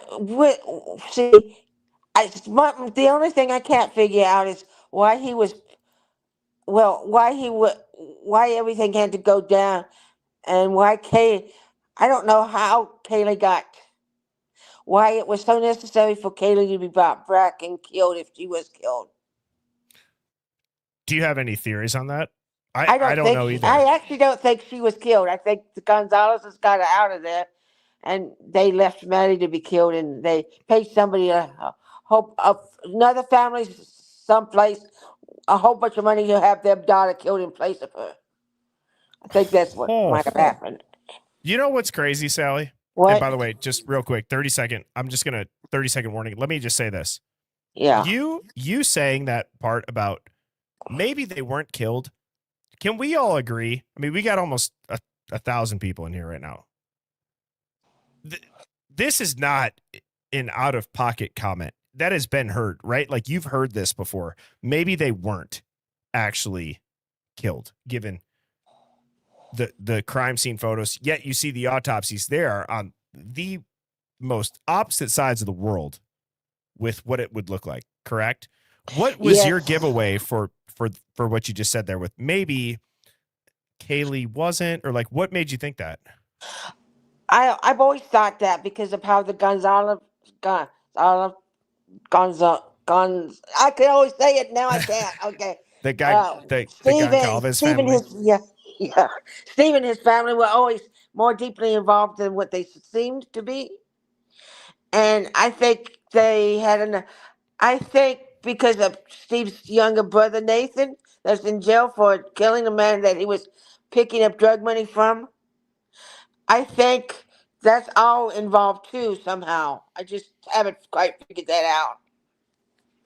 Well, Sally, you bring up very great points, and thank you so much for being a part of the Hive, and thank you for calling in. I'm going to go ahead. I'm going to put you back in the chat. Okay, And, no problem. Thank you for calling in. Good night. Bye bye. Yep. Bye bye. And you know what? There's so many family connections and things that, again, we won't know with just publicly released information. Who knows? And I'm glad that people like Sally and Elizabeth and everybody else that's called in, guys, don't be afraid to speak your mind. If you think something, say it. Okay? Just say it. Use your brain, which I've come to learn that in my rant against Jeff H, when I'm like, we have brains, everybody, has become kind of not a meme, but I get it because I listen back to that and it's kind of funny where I'm like, we have brains, everybody. We have brains. Okay. But in general, use your head. Don't be an idiot for your own sake. Okay. I can see everybody's username backstage. Nobody can see you, but say what you think. This is the place to do it. Just do it in a concise manner. All right. Next up, we have S.A. Balances, and I can't see the rest of the name. Who do we got here? Hello? Hold on, babe. Turn on the Kenny G and turn down the lights. God. Oh wait, hey, all right, sorry, are you there? Oh yeah, we are here. Oh, I was talking to your mom. She's taking a bath. This Detective Mowry, son of a bitch. Of course, yes, sir.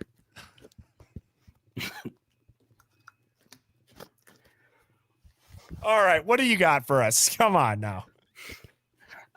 I don't know. People in the chat just kept saying, "Get up there." I mean, it kind of has been I wouldn't say a coherent topic tonight. It's kind of been all over the place. So yeah, I'm not really sure I don't know what questions you're supposed to be answering or asking. Or well, let me ask you this: what is it about the Hive, Detective Mowry, that you tune in for? Is it the critical thinking outside of my mother? Okay, we understand. Nothing. Oh, it's only my mom. I'm trying to get to her through you. So God damn. You're the vessel that I'm using in order to get to your mom. Okay. All right. Now that that's understood, if it wasn't known already, let me ask you this on a real note. I've seen some. You've had really good questions, like when the custody queens were on. You talked about like the right to a speedy trial and stuff like that. Let me ask you like a court question. Do you think Brian Koberger and his legal strategy is strategic at this point, or do you think they just F themselves? Who F themselves? Meaning, do you think Brian was following some sort of like chess move style strategy when it came to court, or do you think he really got railroaded? Dude, I don't know. I mean, with the beginning of this case, I mean, the media attention was just awful. I mean, it basically made a fair trial irremediable. It wasn't going to happen. He was in an untenable position, going to trial.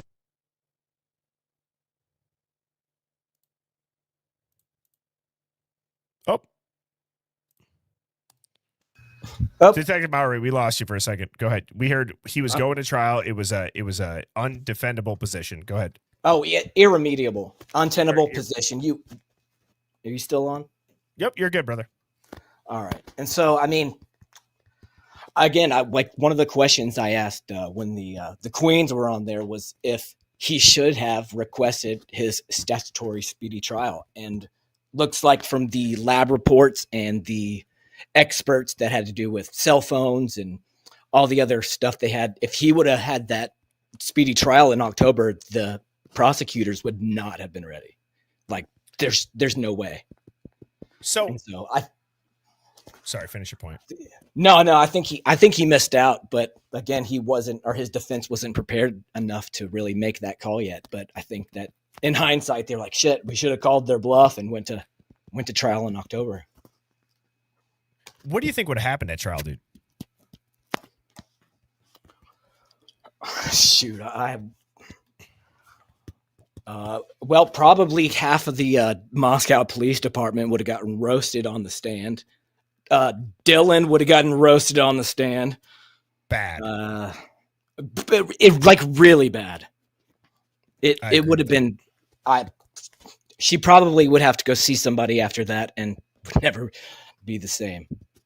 I think Dylan, the big wake up call outside of just, I think Dylan knows that. I think Dylan has probably had behind, like, you know, kind of closed doors conversations with her attorney.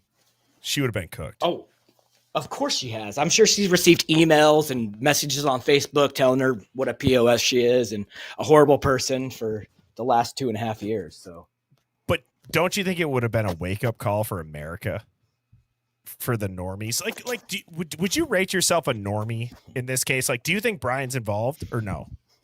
Yeah, I think he's involved in some way, whether he did it or he was observing the crime or was a getaway driver or knew who the people were that did it, involved somehow. You don't think it's just someone pulled it him out of by his ass? No, there's no way. You have two sets of victims on different floors on the most, it had to be targeted. There's zero chance that house was not looked at, scoped out 4 months. It was all planned. The only weekend that Kaylee happened to come back, it was planned. Who planned it? Why they planned it? I have no idea. But yeah, man. Well, I'm glad that we finally got to talk to face. If you got any closing thoughts, I'll let you finish it out here. Don't say anything about my mom. God damn it. Shit. All right. No. Here we go. I think for a live another night, look into the confrontation clause. I think that will really shed a light on what the trial was going to be early December, and something happened, and that forced the state to dramatically change their entire approach of how they got to Mowry. That's me. How they got to Brian. Okay. I wrote that down. Confrontation clause right there. I do take what people say in the Hive and I do write it down and I do look into it. And Detective Mowry, it's very nice to meet you. You seem like a very average gentleman. I don't know if you're up to par for my lovely angel of a mother, but nonetheless, I do think you bring a lot of value to the Hive outside of those comments. And I think everybody in here can appreciate that Detective Mowry did just pop on up for a call in. Also, for legal reasons, I do need to state in no way, shape, or form is that the real Detective Mowry. That is a fake account. And let that be known. Nonetheless, I appreciate him. I think it's fun to banter back and forth. And next up, we got Welsh Lady. How are you doing tonight? I'm doing fine, thank you. Can you hear me? I can hear you. Where are you tuning in from? Wales. Wales? Yeah, UK. I love it. Love the UK Hive. What do you got for us this evening? Well, it's 3:15 in the morning. Oh, man, you're up late? Yeah, I've been watching somebody else. So anyway, I've got one or two niggly things going on. First one being that the police turned up and they wouldn't let the ambulance crew in to do proof of life because go on. I was just going to say the EMS not going in has gotten a lot of people in a tizzy for sure. Yeah. And then after that, they waited another 4 hours until the mortician come. So Mabbit. So that's 12 hours passed away. How are they going to know what time, roughly? I know they have ways of doing it, but 12 hours is a long time. Then, right, what we got? Dylan sees Brian coming downstairs on his own, goes out the sliding doors. So who did the cleanup? You have any thoughts on that? Yes. I don't think there was a cleanup. I think they were killed maybe somewhere else and brought there because, thinking logically, if someone broke into my place of abode now and they had a knife and I knifed them and there was blood absolutely everywhere, would I care to clean up? You know what? As dark of a place that is to go mentally, you do have to consider this human factor. What would the reason be to even try, given their autopsy reports, if you take them at face value for what in the reports they say? Is that what you're getting at? Why? Like what would be the reason for an effort to clean all of that up? Is that what your point is? Yeah, because they're not going to get every evidence that they've left there. No way at all. And isn't it interesting too that the photos they released of the blood on the bed and the nightstand and the wall, if they cleaned up everything else, why wouldn't they clean that up? Exactly, because that's going to have more likely DNA on it because they're closer to the victims. Whereas running down the stairs and having a bit on the wall is, nothing really. But I don't know. There's something just not quite right. What do you think happened then? Do you think Brian Koberger's involved? Do you think that this was a drug hit? Like, so you're over in Wales. Like, what have you seen on your media? And I'll give you a little bit extra time just because you're across the pond. What have you heard? Right. I watch you, Continuous, and Pavarotti, and Truth and Transparency.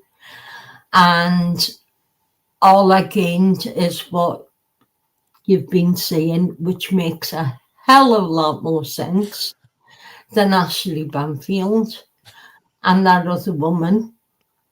Nancy Grace. Oh, that's twice. I've had to. So. You did get it twice. That's right. So, Birdie, I've lost my train of thought now. I had asked you across.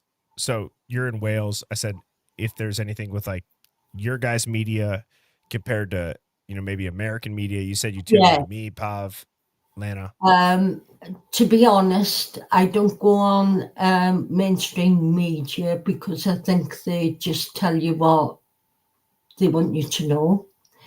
And you get more truthfulness from yourself and Pav and anybody else that's doing it in depth, like yourself.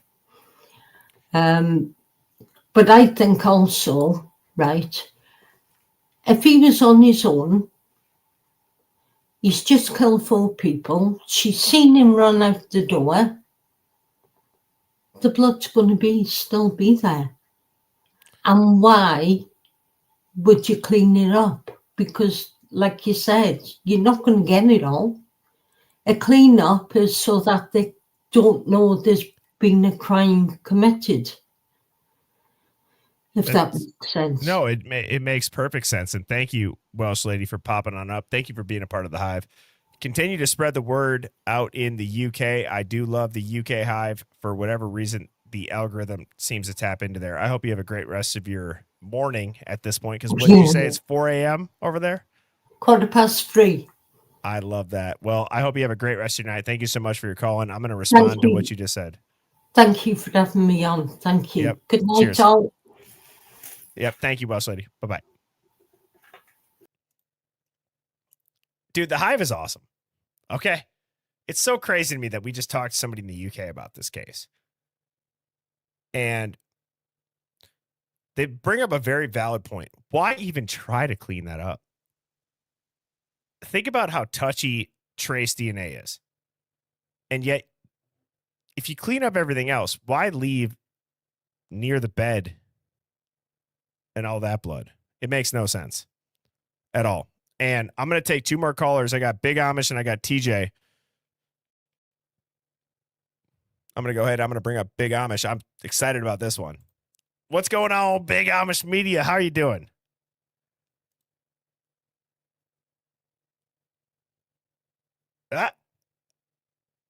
You there? Uh-oh.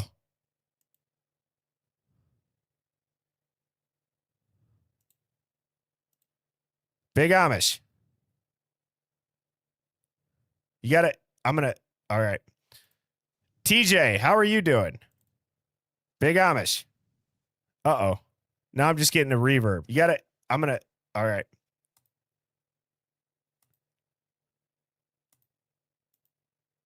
All right. I'm going to post the link one more time. If you want to join, this is your last chance to join. You have to click this link right here. Big Amish TJ, please pop on up. I unpinned it. We're at 2 hours.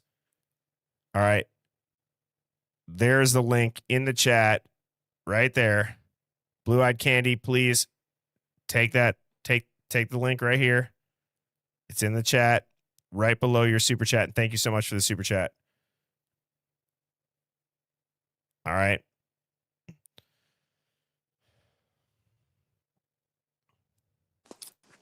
Big Amish, I can hear the background now, so that's a good sign. What's up, man? How you doing? Hey, Birdie. Hello, Hive. Dude, I'm stoked that you called in. How are you doing? Hey, it's been a while. Yes, absolutely. Same here. What do you got for us?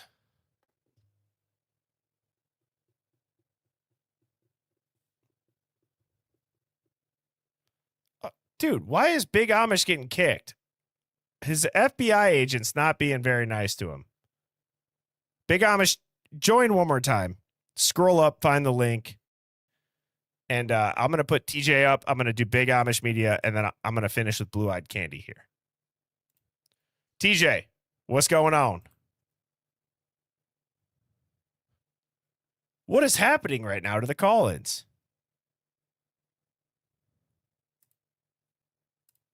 All right, Blue Eyed Candy, can we hear you? It is acting weird. I don't know. It's kind of. We can hear you loud and clear. It's echoing back to me. We don't hear any echo on our end, though. As far as why it would echo to you, I'm not sure, but you are crystal clear on our end. So if you want to, whenever you talk, just know we're not hearing that reverb. Okay.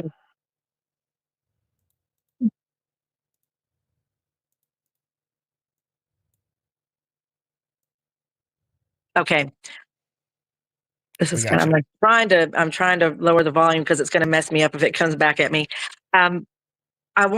There's some things that occurred to me, and I don't know if I put my tinfoil hat on while it was being talked about, but the lovely lady from Wells really, when she said what she said about not cleaning up the scene, it reminds me of before I became a dispatcher, my best friend, she was a police officer and she had just been released out on the road her own. And her first call was a quadruple homicide where he was a deputy and he was married, and he was having an affair with a single woman who had children. And apparently, he was stalking her. She was trying to break the relationship up. And she was staying at a friend's house, and he found her, and it was a city over.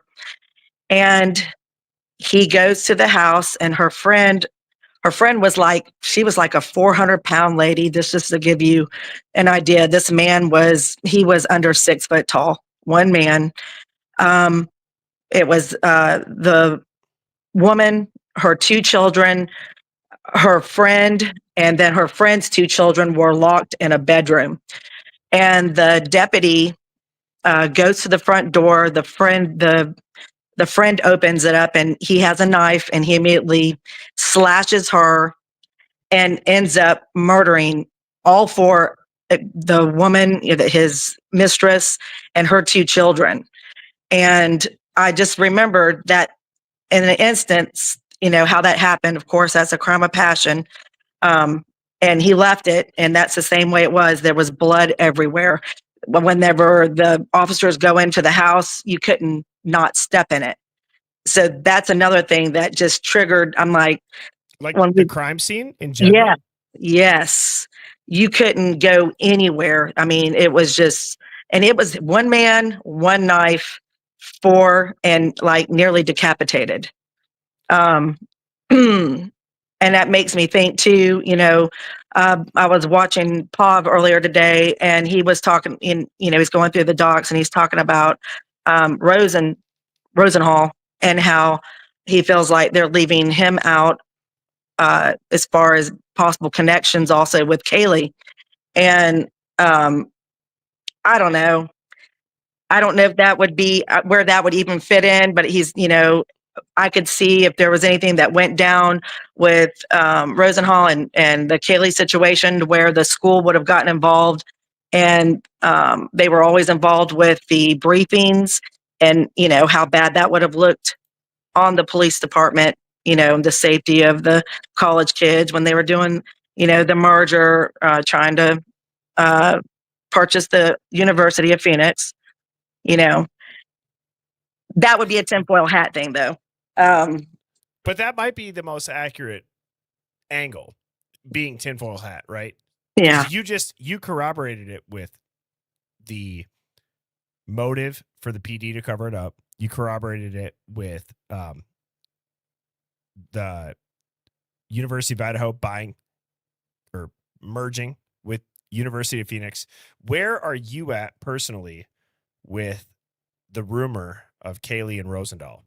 Well, I mean, that I've just been hearing it lately, on your podcast, and then it coming out.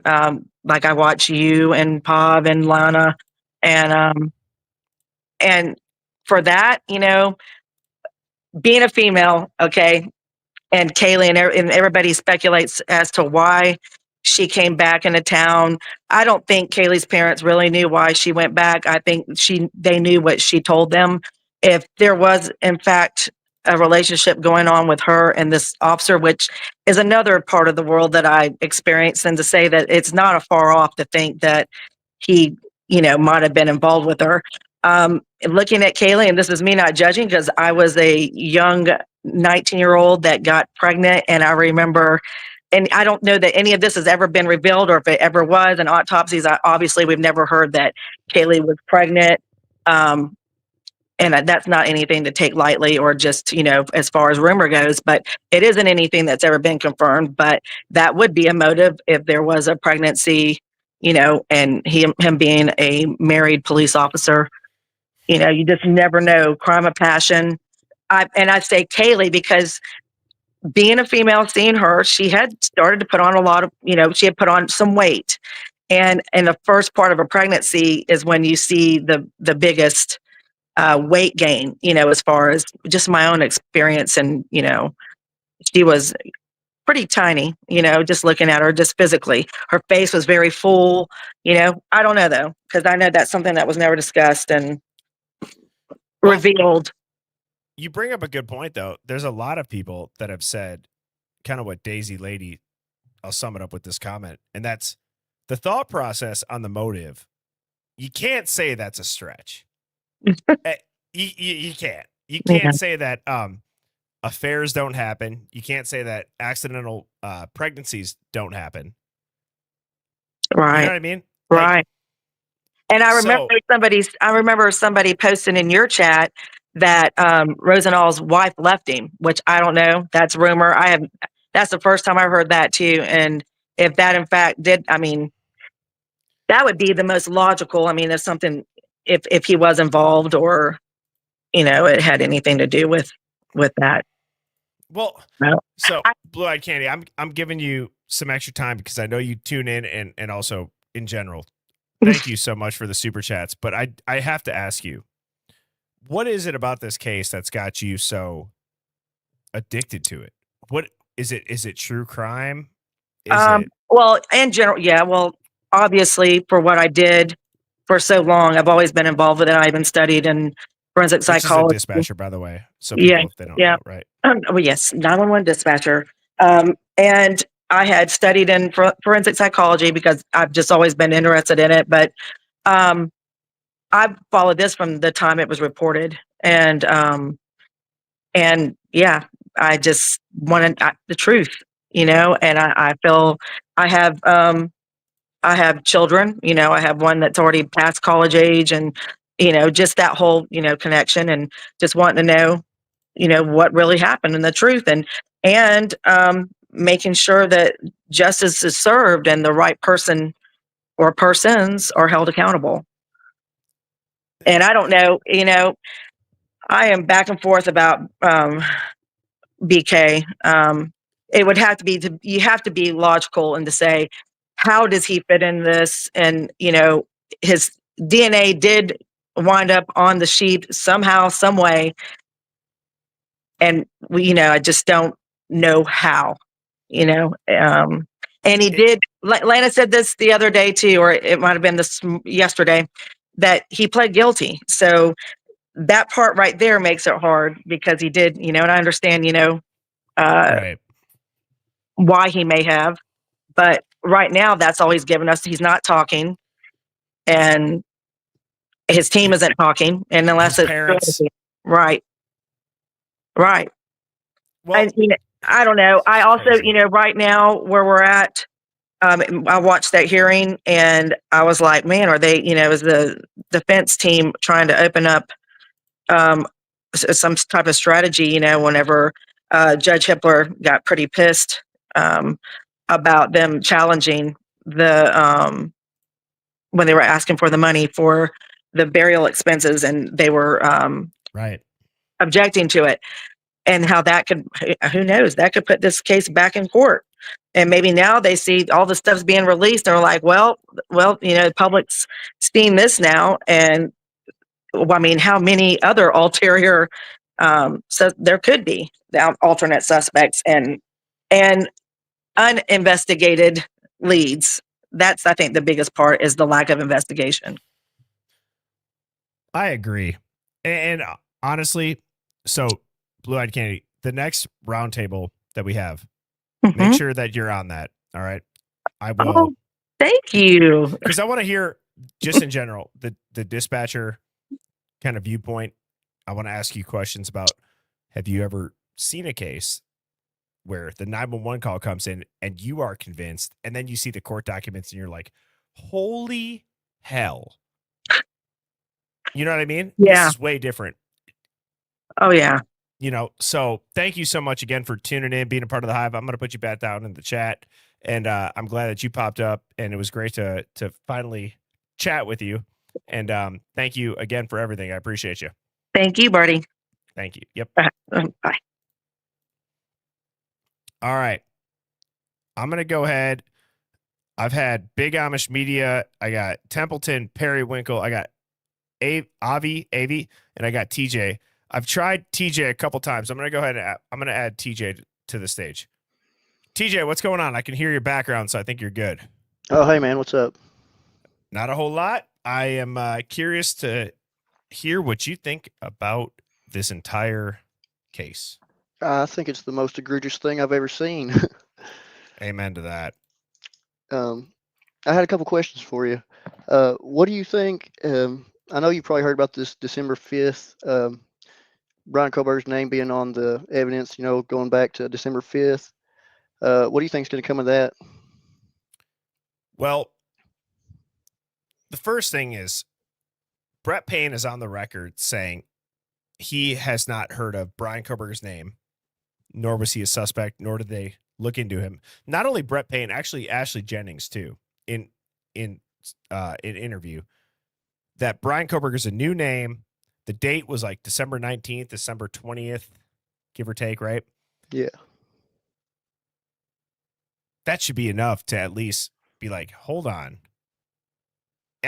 In the most realistic, as hard as it is for me to not throw my tinfoil hat on, if I was just trying to think like a somewhat critical thinking person, I would say that deserves to be investigated.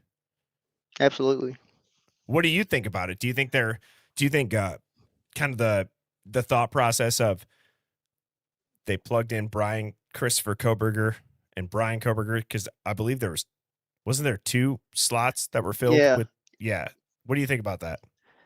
I don't really know. Either way, I think that it calls for another chance for him to have a trial. I think it was a mistake that he didn't go to trial. I don't know how Ann Taylor would let him take a plea deal. That's insane. What would you do as not even if you were Brian? If you were Brian's parents, I don't know if you're a father, but it's like I put myself in the shoes of like my father back in the day, and I'm like, I would hope to God that when I'm in the midst of all this, I would have somebody shake me awake and be like, dude, you're telling us you didn't do it. We believe you didn't do it. There's no evidence that says you did it. Why are you taking this plea deal? I think it was maybe Devil's Advocate said today something about maybe, or a few days ago, maybe that his mother had begged him to take the plea deal to save his life. At least you might be in prison, but I can still talk to you every day, and they're not going to kill you. But she kind of seems like that type to me. I mean, they didn't really spoke or anything like that, but they just kind of seemed like those kind of people maybe. And I know they were close anyways. But well, so what do you have to say about like? Because one of the things that I talked with Devil's Advocates about was, is there, which by the way, I don't need to see necessarily proof of anything, right? Like I think we can all agree in this case that is long sailed as far right. as official documents. So it's not out of the realm of possibilities that his family is threatened. My question is, given the big agencies that are involved, don't you think those threats would almost make a better case for him? Yeah, you're probably right about that. His Do you think he's family's going to just get out or no? I don't, not really, unless Epstein or what? uh that's what I first thought, and probably if he's legitimately in there, like if this is an operation, it may very well be an operation. He may be some kind of working with authorities or whatever. I think that was a possibility. If not, yeah, he'll probably get Epstein. Which, if they could do it to Epstein, do you think Brian Koberger even He don't stand a makes them? chance. Yeah, or any of us, dude. Right. If they want you, they're gonna have their way with you. Can I ask you one final question here? Yeah, And go that ahead. is, do you think that Brian Koberger is really just? Do you think there's out of a 100% chance? Give me the percent that you think Brian Koberger is just being bent over the barrel of the justice system. Honestly, I think he's involved to some degree. I don't think that he went in there, and I don't think he murdered him himself. But I kind of got a feeling like maybe he was the driver. I'm kind of leaning towards Kopaka, to be honest with you.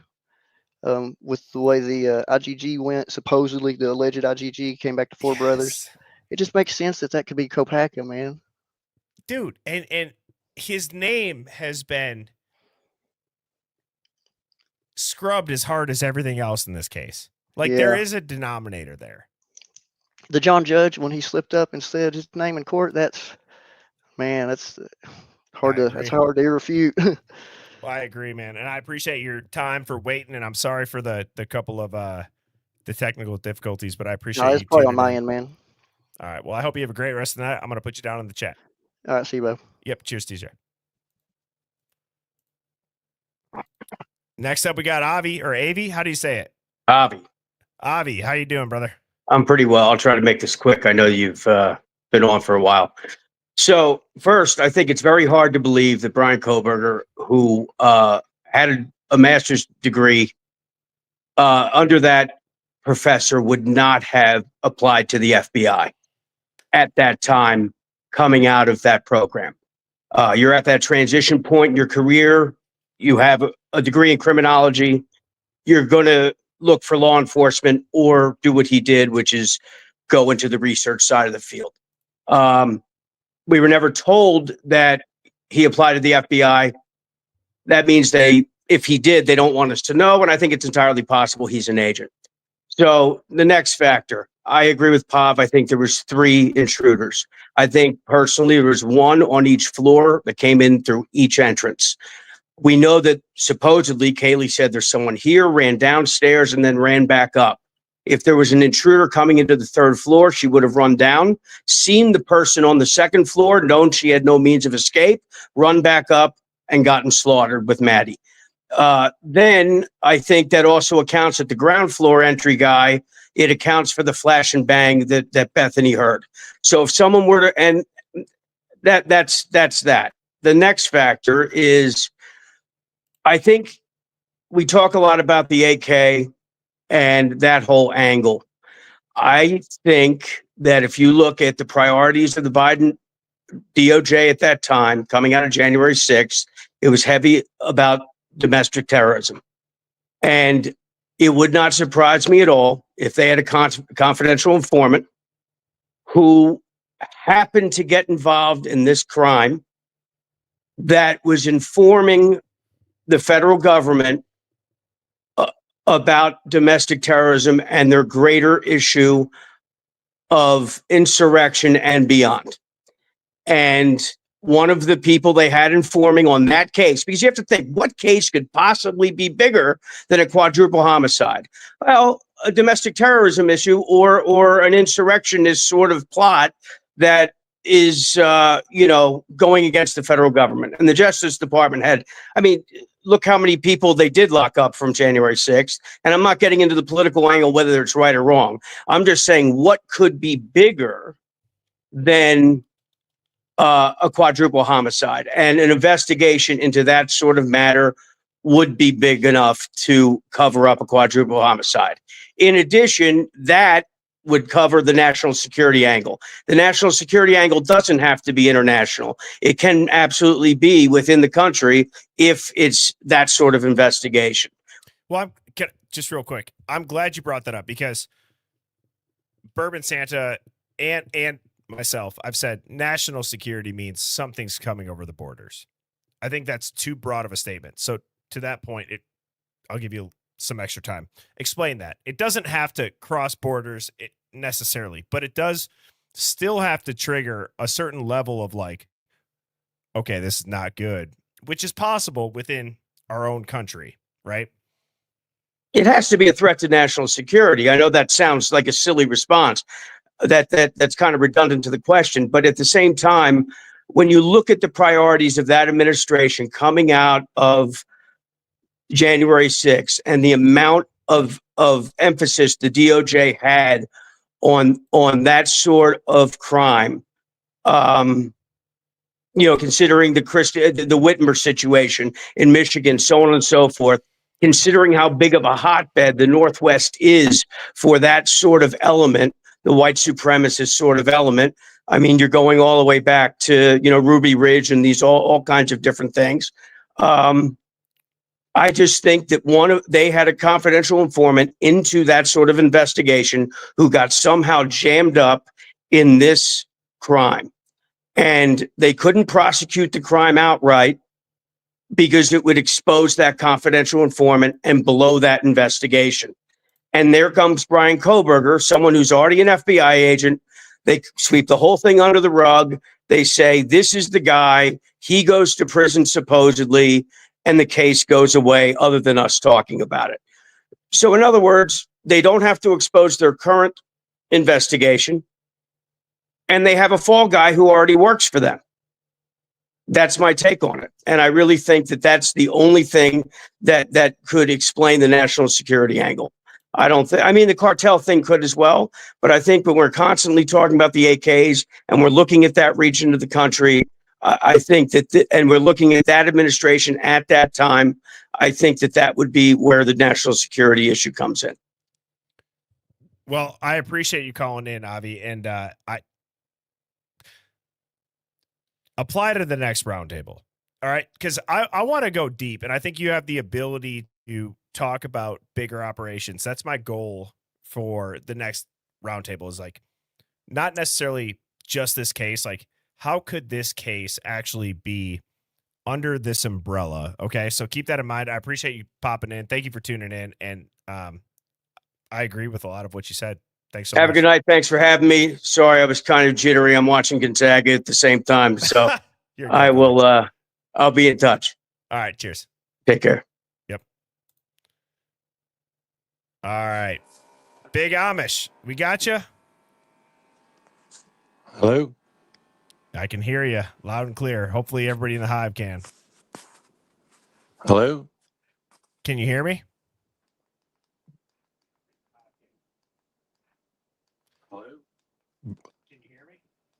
Bertie, I can't hear you, but okay. I'm just we can hear you. YouTube on, so I can.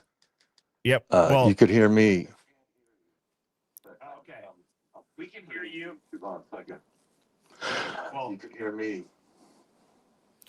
So here's what I'm going to say. Here I go. Big Amish. Yep. I was just listening in on the last caller, and just to. Oh, go ahead. There's going to be a delay. I'm going to let you talk. All right. I'm not going to respond back. There is a delay. I'm going to let you speak, and then I'll respond afterwards. Okay. There is a delay. I'm going to let you speak, and then I'll respond afterwards. Okay. Yeah, thank you, and thanks, Ive. And I apologize in advance if I don't know enough of like everyone else does. So hold that against my beard, not against me. The caller was talking about how the Aryan Knights would be the national security issue. That is true, but you could also have the cartels. And the reason the cartel is important is because if they are providing material assistance to the Aryan Knights, or vice versa, they all could be included.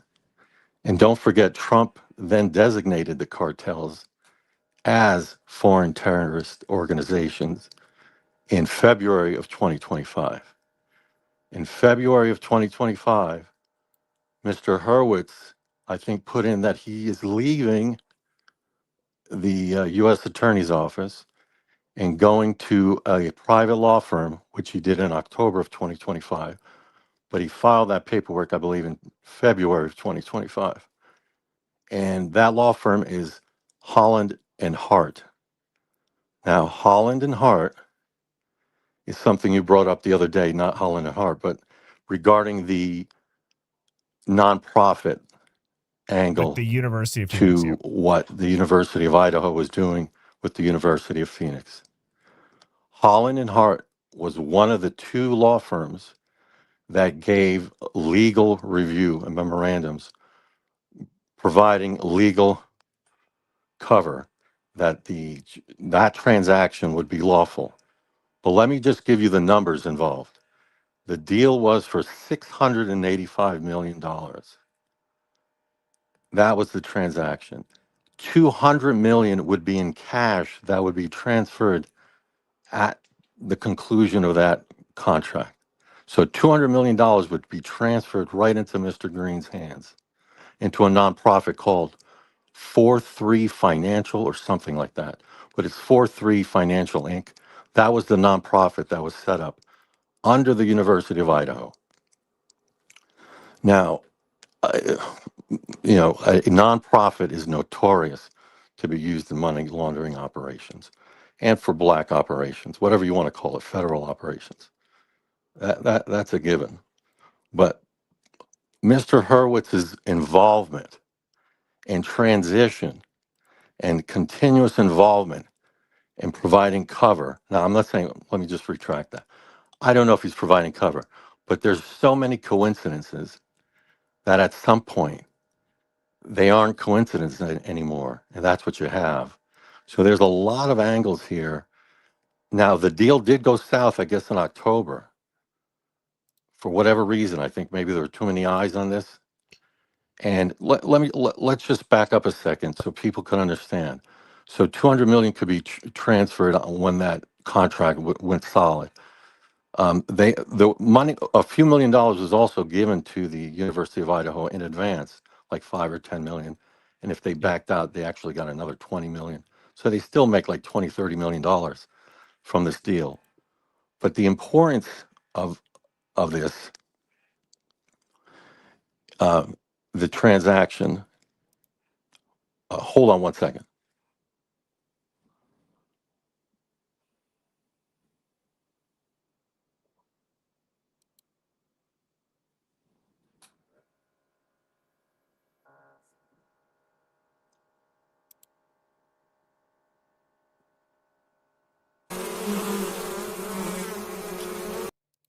You're good. Oh, son of a Big Amish Media. You know what we're gonna do tomorrow or Thursday? I'll drop you a link. I'll let you up because I have a theory based on an email that you had sent into Birdie's Hive Mind. I dug into it.